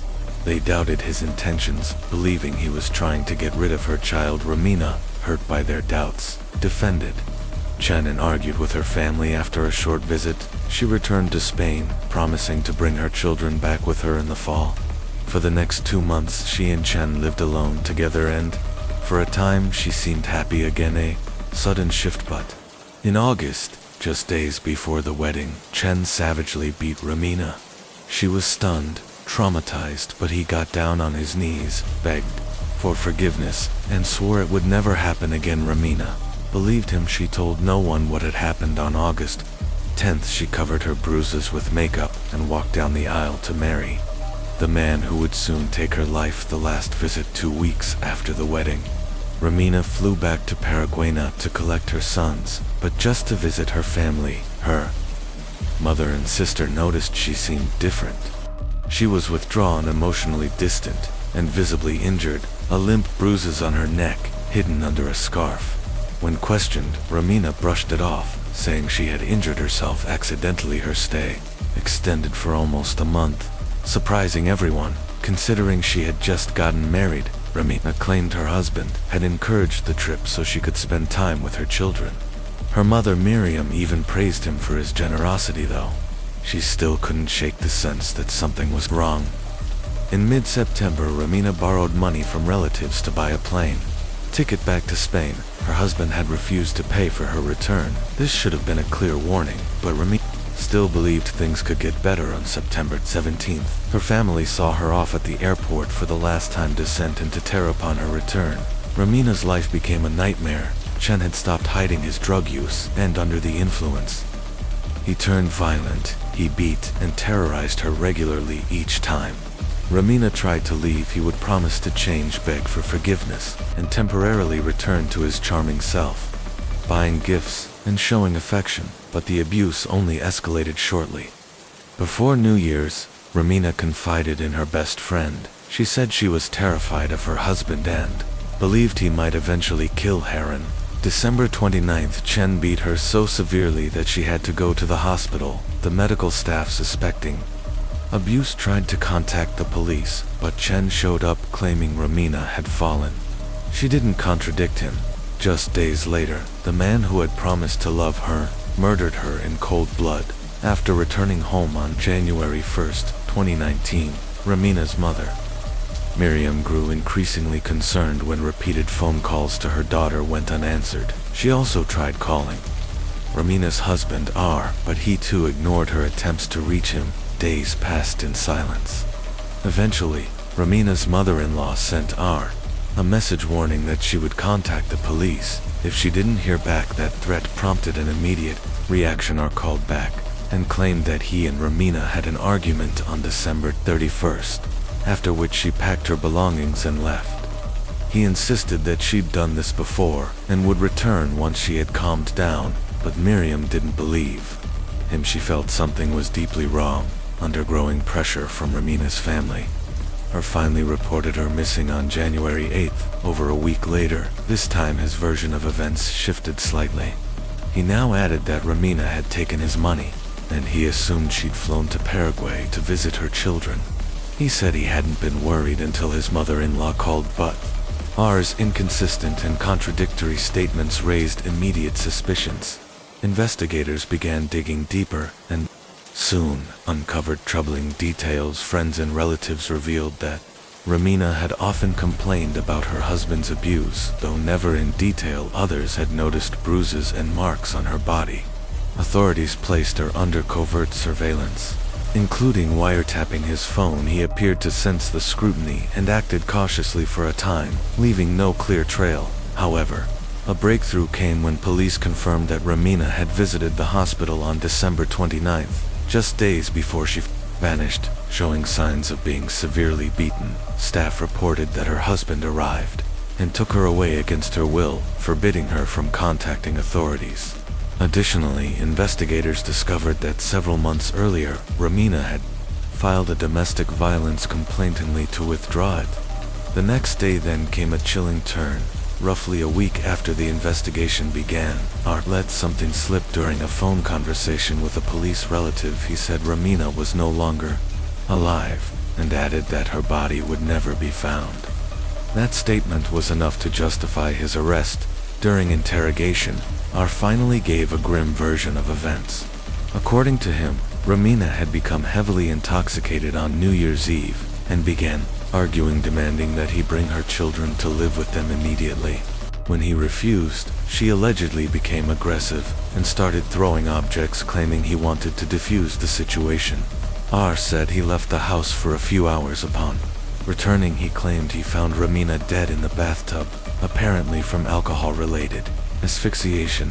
Fearing suspicion and potential charges, he decided to hide her death instead of calling authorities. What he described next shocked investigators. He admitted to attempting to cremate Romina's body using the barbecue grill in their backyard. Because the house was part of a luxury complex with a large private yard, neighbors couldn't see or smell what was happening. But the plan didn't work. The fire failed to consume the body fully, so Art dismembered the remains, packed them into bags, rented a car, and drove to a remote part of the island. There, he hurled the bags from the cliffs into the sea. Massive search followed. Police divers, aerial teams, and dozens of volunteers scoured the coastline and ocean below. For weeks nothing was found. Then, a development on January 16th, R was formally charged with domestic abuse and the murder of his wife. A forensic search of the couple's home had turned up multiple blood traces revealed under luminol. Investigators also discovered that R had recently ordered CTIC's sodium industrial chemical used to clean organic material and paint on the second floor. Parts of the floorboards were damaged and repainted, likely to conceal a large blood stain. In the same room, police found a fragment of one of Romina's fingernails with traces of her blood and R's skin cells. This strongly suggested a violent struggle in the bathroom. Investigators found one of Romina's contact lenses stuck to a wall tile, possibly flung there during a forceful blow. Despite these mounting clues, her body was still missing. Then, toward the end of February, a tourist found what appeared to be a lung fragment washed ashore. Not sure whether it was human or animal, he reported it anyway after hearing news of the missing woman.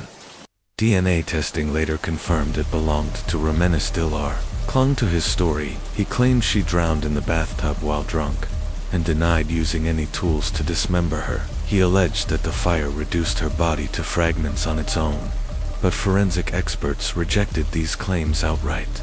Romina's body would not have fit on a grill, and human bones do not disintegrate without high temperature cremation. Moreover, to separate a lung from the body, one would have to open the chest, something impossible without instruments. While authorities couldn't determine exactly how Romina was killed, the blood evidence and signs of struggle left little doubt. R had murdered and dismembered her in that upstairs room. The COVID-19 pandemic delayed court proceedings, and Art went through multiple attorneys. Eventually, under pressure from the evidence, he admitted to accidentally killing Romina during a scuffle, walking back his earlier story that she had drowned alone. Still, he continued blaming her, insisting she was drunk and aggressive. In June 2023, R was found guilty, but Romina's family was devastated by the outcome.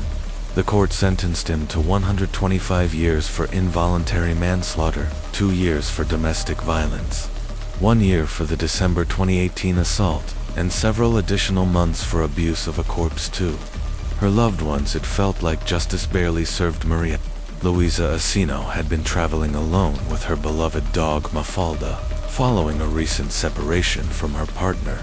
She mentioned to hotel staff that the ongoing pandemic had deeply affected her mental health, and she needed time away to heal. When the hotel hadn't heard from her for some time, and repeated calls went unanswered, staff decided to perform a routine welfare check. The main door to her hotel suite was locked from the inside. However, the emergency exit, designed specifically for guests with pets was partially open. When staff entered through this door, they were struck immediately by a foul odor and disturbing bloodstains scattered throughout the room. In the corner, Mafalda was found alive, but visibly distressed, avoiding human contact, a likely result of witnessing something traumatic. On the bed lay a motionless figure wrapped in a sheet. It was the lifeless body of 43-year-old Maria Luisa Asinomaria. Luisa was not just a hotel guest. She was a respected anesthesiologist and the head of the Department of Anesthesiology and Rehabilitation at Sima Hospital in Essie. Her colleagues revered her for her tireless dedication, especially during the height of the pandemic. Her friends described her as intelligent, warm, and adventurous, a woman who brought strength and compassion into every corner of her life. The news of her brutal death shocked Costa Rica. No one could imagine why anyone would wish harm on someone so deeply admired. The investigation into her death began immediately. The crime scene access logs from the hotel's electronic key system showed no unauthorized entries into her room. Only Maria Luisa's own keycard had been used. But there was another possible entry point, a rear sliding glass door that could only be locked manually from the inside. Investigators believed someone could have entered through this door, either by invitation or due to it being unintentionally left unlocked. Inside the room, the level of violence was immediately clear. Maria Luisa's body showed signs of extreme trauma, and investigators determined that her body had been moved and washed post-mortem. Autopsy results revealed that she had suffered severe injuries, including bite marks across her body and 2 broken fingernails, evidence of a desperate attempt to fight back. It was concluded that she had been murdered on the bed, then dragged to the bathroom where the killer attempted to wash away evidence, dried her body, and returned it to the bed wrapped in a sheet. Despite the cleaning efforts, blood was found on the floors, walls, curtains, and linens, indicating a frenzied and deeply personal attack. Due to the extent of the injuries, the family was advised to hold a closed casket funeral. The investigation, no guests or staff reported hearing screams or barking the night of the murder, which puzzled investigators. Though the hotel had limited occupancy due to pandemic restrictions, several people, including the hotel's owner, Harry Bowden, his husband Dano, and a few long-term guests facing financial hardships, were present inside. The room, investigators found a bottle of wine and 2 glasses. Initially, this raised suspicions that Maria Luisa had company. However, friends explained she often drank from 2 glasses, 1 for wine, 1 for water. When alone, she had even sent a photo of the glasses to a friend, but never mentioned meeting anyone. In a voice message sent the same day, Maria Luisa spoke fondly of the hotel and described dancing with a few guests and staff members, including a bartender and the assistant to the owner. She appreciated how well she and Mafalda had been treated, despite noting that the hotel was understaffed and slightly run down. This led investigators to believe the killer may have been someone staying at the hotel who knew her schedule, observed her behavior, and possibly took advantage of the rear door being left unlocked. However, the brutality of the attack pointed to something deeper, perhaps a personal vendetta or intense emotional rage. Autopsy findings showed bruises on her arms, lips, chest, and signs of strangulation. There were no bindings, but it was suspected something had been placed in her mouth to silence her during the assault. Authorities speculated that the nature of the attack indicated more than one perpetrator. It seemed unlikely a single person could overpower Maria Luisa so completely without any noise being heard. They theorized that 2 individuals may have restrained her, while a third carried out the attack. The official cause of death was a head injury, possibly from blunt force trauma, a strike, or a foul combined with signs of spinal damage. The arrest suspicion quickly fell on a hotel guest named Terrera Martinez, an exotic dancer known to perform at local nightclubs. Terrera had fresh scratches and bruises on his body, injuries consistent with someone defending themselves. His footprints matched those found on the black porcelain floor in Maria Luisa's suite near the bed. He was detained on suspicion of involvement shortly afterward. A second suspect, Luis Carlos Miranda, was arrested. A hotel security guard reported seeing both men in the hallway the night of the murder. Forensic evidence including dental impressions revealed that Luis Carlos's teeth matched the bite marks found on Maria Luisa's body. Witnesses recalled that both men had casual but not intimate interactions with Maria Luisa during her stay. They weren't considered friends or close acquaintances. The arrests of Terrera and Luis Carlos stunned those who knew Maria Luisa. The details of her death were too brutal, too targeted to be random though. Some theories pointed to a crime of opportunity. Many believed there was something more sinister, possibly jealousy, rejection, or misdirected rage. As the investigation continued, one thing became clear: Maria Luisa Jacinto had fallen victim to a crime so vicious and calculated that it shook the very core of the nation. Her memory, however, continues to live on through her family, her patients, and the many lives she touched in her pursuit of healing others. Despite merely exchanging greetings and occasionally crossing paths, these interactions likely occurred because the hotel had only a few guests at the time, increasing the chances of repeated encounters. Earlier, it had been noted that the hotel's owner had extended help to two friends, Lies, Carlos and Tidra Herrera, by allowing them to stay on his property during a difficult financial period, exacerbated by the ongoing pandemic. When matching footprints and bite marks were found at the crime scene, police decided to question Harry Bowden, the hotel's owner. During the interview, Harry revealed that on the night of July 19, 2020, he and his husband had dinner with Luis Carlos and Tidra Herrera in their apartment, located within the hotel premises. Following the meal, all four men went to the hotel's private pool area. Harry explained that Luis Carlos was responsible for managing the hotel's website and marketing, while Herrera worked as a cook and bartender. In exchange, both men received free lodging. While their initial relationship was distant, shared meals and day-to-day interactions gradually developed into a friendship over the year. They had lived at the hotel despite Harry Bowden's full cooperation. During the investigation, the situation took a dramatic turn. In August 2020, he was arrested after dental analysis confirmed that two bite marks found on the victim's body matched his teeth. This discovery opened the door to more damning evidence. When police seized the suspect's phones, they uncovered incriminating text messages between Luis Carlos and Harry Bowden. In one message, Luis invited Harry to observe him engaging in intimate acts with a woman. These exchanges occurred just days before the crime. Both men claimed the messages were nothing more than jokes taken out of context and never meant seriously. Still, when combined with physical evidence, authorities felt justified in detaining them as they built their case. Harry's husband, however, was not arrested. No fingerprints, messages, or bite mark evidence connected him to the crime. As a result, he was excluded from the investigation. Meanwhile, the defense attempted to argue that the bite marks on the victim's body were inconclusive and unreliable as evidence. Nevertheless, all three men, Bowden, Carlos, and Herrera, were charged in connection with the death of Maria Luisa Shinobi. Before the trial began, Harry Bowden's attorney requested that his client be placed under house arrest rather than remain in custody. The lawyer cited two key reasons: Harry's age 9 at the time and the heightened health risks due to the pandemic, as well as Harry's limited mobility following recent knee surgery. The court granted the request. He returned to the hotel, now confined to the property, but had access to all its amenities, including staff, restaurants, and the pool.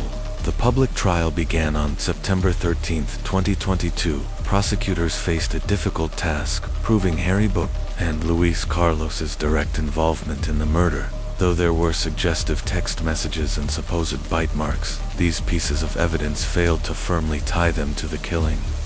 The bite mark analysis at best could rule suspects out but not confirm guilt.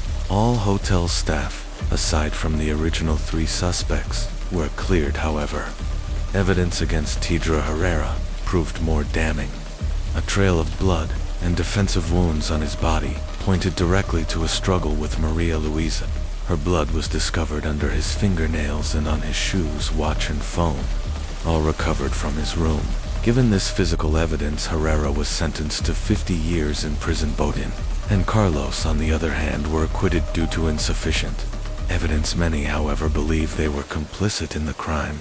One suspicious detail involves the hotel's security cameras, which inexplicably stopped functioning on the night of the murder.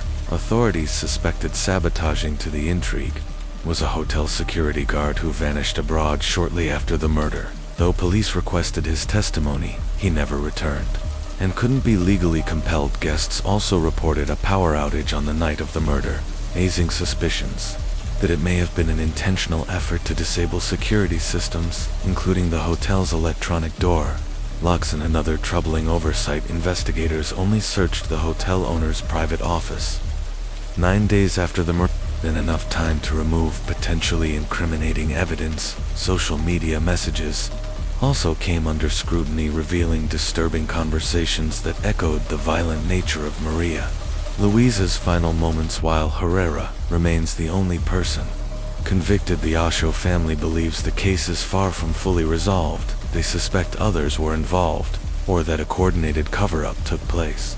Authorities returned Maria Luisa's belongings to her family, but some items were soaked in blood, leaving the family confused and distressed. They had hoped to preserve the evidence in case new findings came to light, though. Satisfied with Herrera's sentencing, the family continues to question why Bodin and Carlos walked free. The tragic life and legacy of Lemieux. The mountain girl Lemieux never set out to chase fame. Instead, fame found Hera, humble woman from the breathtaking mountains of Sichuan province. Lemieux captured hearts across China through her videos that celebrated simple living, local traditions, and the natural beauty of her homeland. She called herself a mountain girl, and that's exactly what she was, deeply rooted in the land, strong, unpolished, and pure. Every video was a window into her daily life, cooking over a wood fire, foraging wild herbs, singing ancient folk songs, and walking barefoot across rugged paths. Her hands and feet were marked with calluses, scratches, and scars, visible reminders of the back-breaking labor behind the serenity. She never used filters. She never wore makeup. Her charm was her authenticity. Lemieux, as audience, adored her for her smile, her honesty, and her childlike spontaneity. Tourists who recognized her would stop to take pictures and thank her for the joy her content brought them. But behind that glowing smile, behind the camera, a silent agony festered. The untold story. Lemieux had grown up climbing mountains with her parents and older sister. But over time, her sister married and moved away, and her aging parents could no longer manage the long hikes. So Lemieux took on the burden alone, collecting herbs, preparing traditional medicines, and supporting 2 households. She rarely spoke of her personal life, and when she did, it was never about the man who made her home a prison. That man was her husband. Temps Lu, born in 1992, a modest family in Sichuan. Tang was the youngest child and thoroughly spoiled. By the age of 12, he had dropped out of school and started delivering groceries. At 15, he fell into petty crime, dealing illicit substances, stealing, gambling. He craved wealth, status, and control, and was willing to get it by any means necessary. Eventually, his family opened a spice and tea shop, which began to flourish. Temps returned home, not to help but to live off their success, claiming credit while contributing nothing. He remained deeply entangled in the criminal world, and at 17, Temps met Lemieux. Was kind, beautiful, sincere. He became infatuated for 2 years. He courted her persistently, and she, young and naive, believed he had changed. They married in 2009, when Tang turned 19. Lemieux moved into his mother's home full of hope. She would soon find herself trapped in a waking nightmare, a beautiful face hiding deep penat. First married life seemed promising. Tang behaved like a devoted husband. Lemieux shouldered all domestic responsibilities and helped run the family shop. But before long, the facade criminal Tang returned to his old ways, drinking, disappearing for days, and associating with criminals. He demanded money, attention, and obedience, while Lemieux worked day and night. When she became pregnant, she hoped he'd finally grow up, but instead, he grew more resentful and violent. One evening during an argument, Tang struck her for the first time. His mother, who witnessed it, slapped him and begged Lamu to stay, promising it wouldn't happen again. Believing in change, Lamu gave him another chance. It was a decision she would come to regret deeply.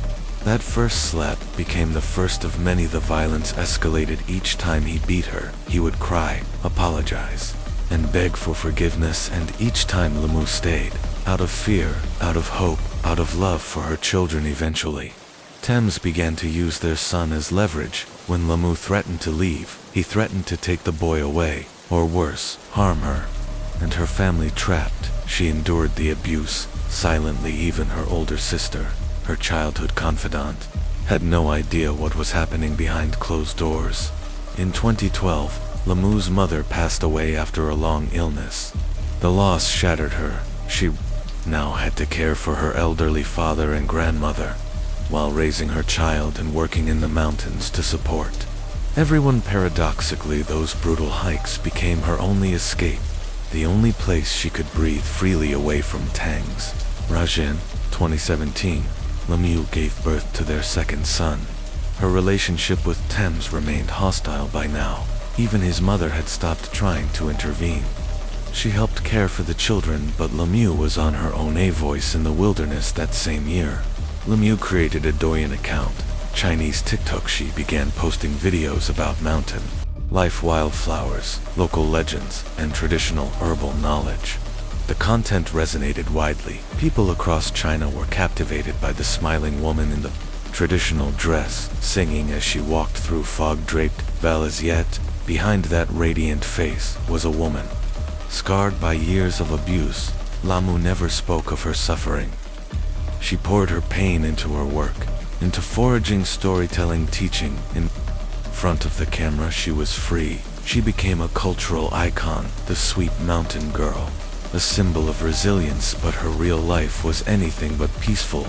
The tragic death of Lamu, a story of domestic violence and strength for Lamu, a beloved Tibetan video blogger, creating content, became her lifeline. Surrounded by the serenity of the mountains, she danced and sang for her followers, always appearing joyful, always smiling. But behind the scenes, Lamu was enduring unimaginable pain, trapped in a marriage filled with violence and cruelty. Despite the bruises she hid beneath makeup, and the silent suffering she masked with cheer, Lamu never spoke to her followers about the abuse. She remained composed, choosing to project positivity. But in 2019, when her beloved grandmother passed away, Lamu broke down in front of the camera for the first time. Her tears poured out as she grieved, and her followers comforted her with genuine sympathy. Her husband, however, was enraged by her public display of emotion and struck her for crying in January 2020. After surviving yet another brutal assault, Lamu made a courageous decision. She left her husband, taking her sons with her, and returning to her parents' home, she filed for divorce, determined to reclaim her life. In one of her next videos, Lamu appeared calmer, more confident, but viewers could see she was still covering a deep bruise near her eye. She still said nothing of the years of torment. The court granted her custody of only the younger son, awarding the older child to her ex-husband. It was a devastating decision that tore her heart in two. Then, in an unexpected twist, her ex-husband changed his approach. He appeared remorseful, showered her with affection, brought flowers, and even joined her on mountain hikes, something he had never done before. Touched by his transformation, Lamu believed his promises of change and reconciliation. By March, they remarried, but the illusion shattered almost immediately. Within 2 weeks of returning to his home, her husband reverted to his abusive ways. One day, when Lamu was interacting with her followers, he ripped the phone from her hands and smashed it, then beat her so savagely she barely escaped with her life. Barefoot, bloodied, and desperate, she ran to the police for help, but they only took her statement and told her to resolve the family issue herself. Fearing for her safety and not wanting to endanger her family, Lamu went into hiding in another village. Her ex-husband, enraged by her disappearance, searched for her, believing she might be hiding with her sister.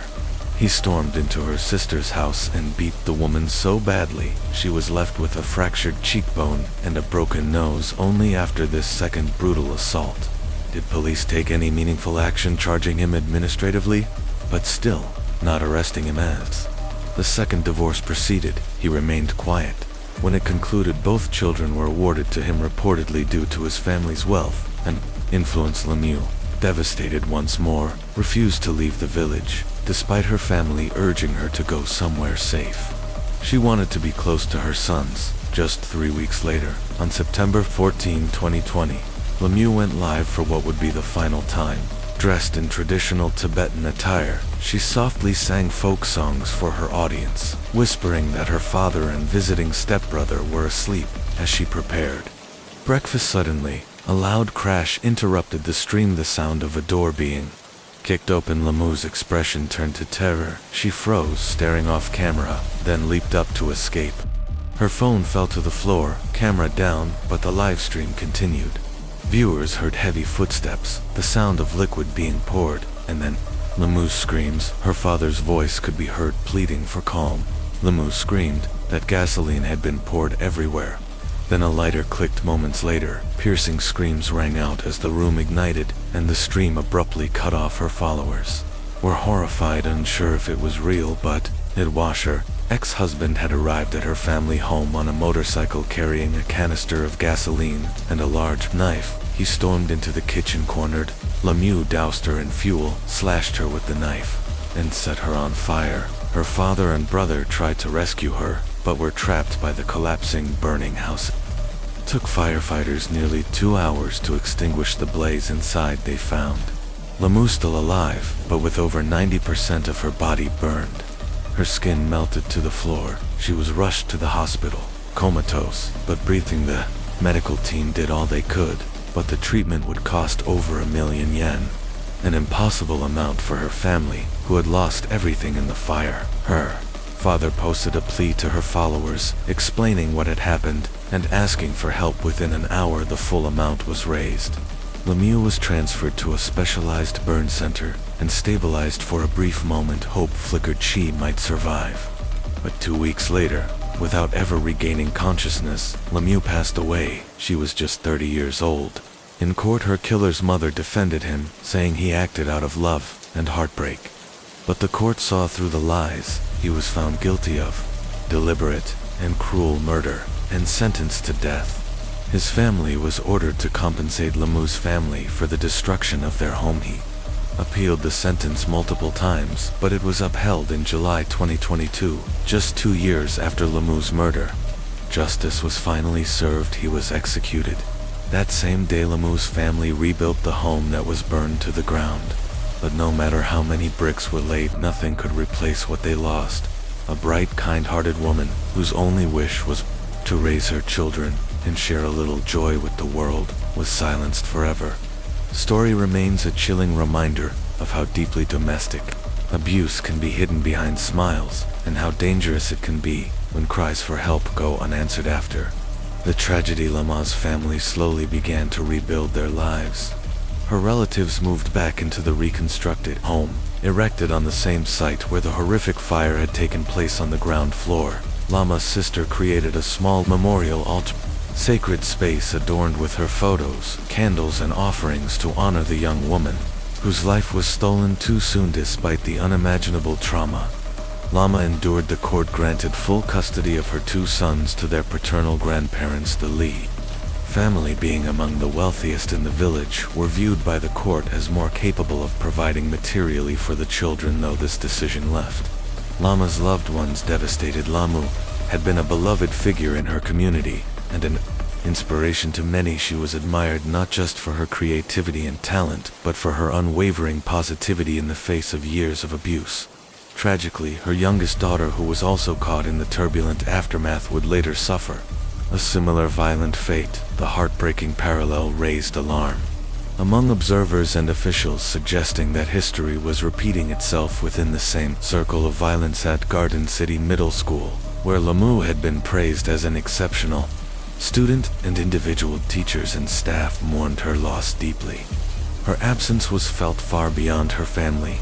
echoed through classrooms, screens, and the hearts of thousands who had followed her.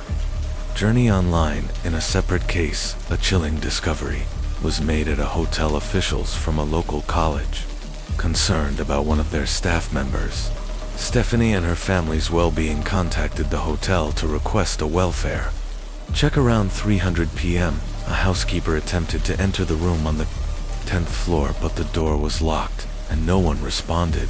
The staff escalated the concern, prompting the hotel manager to enter the room. Inside, he found the lifeless body of William Parenti. In the bathroom, he had taken his own life, using a knife. Authorities were immediately called to the scene. Alongside the tragedy, investigators uncovered serious financial irregularities. Parenti had incurred losses totaling $450,000. Further review of his finances revealed forged checks amounting to $245,000, pointing to mounting pressures that may have contributed to the devastating outcome.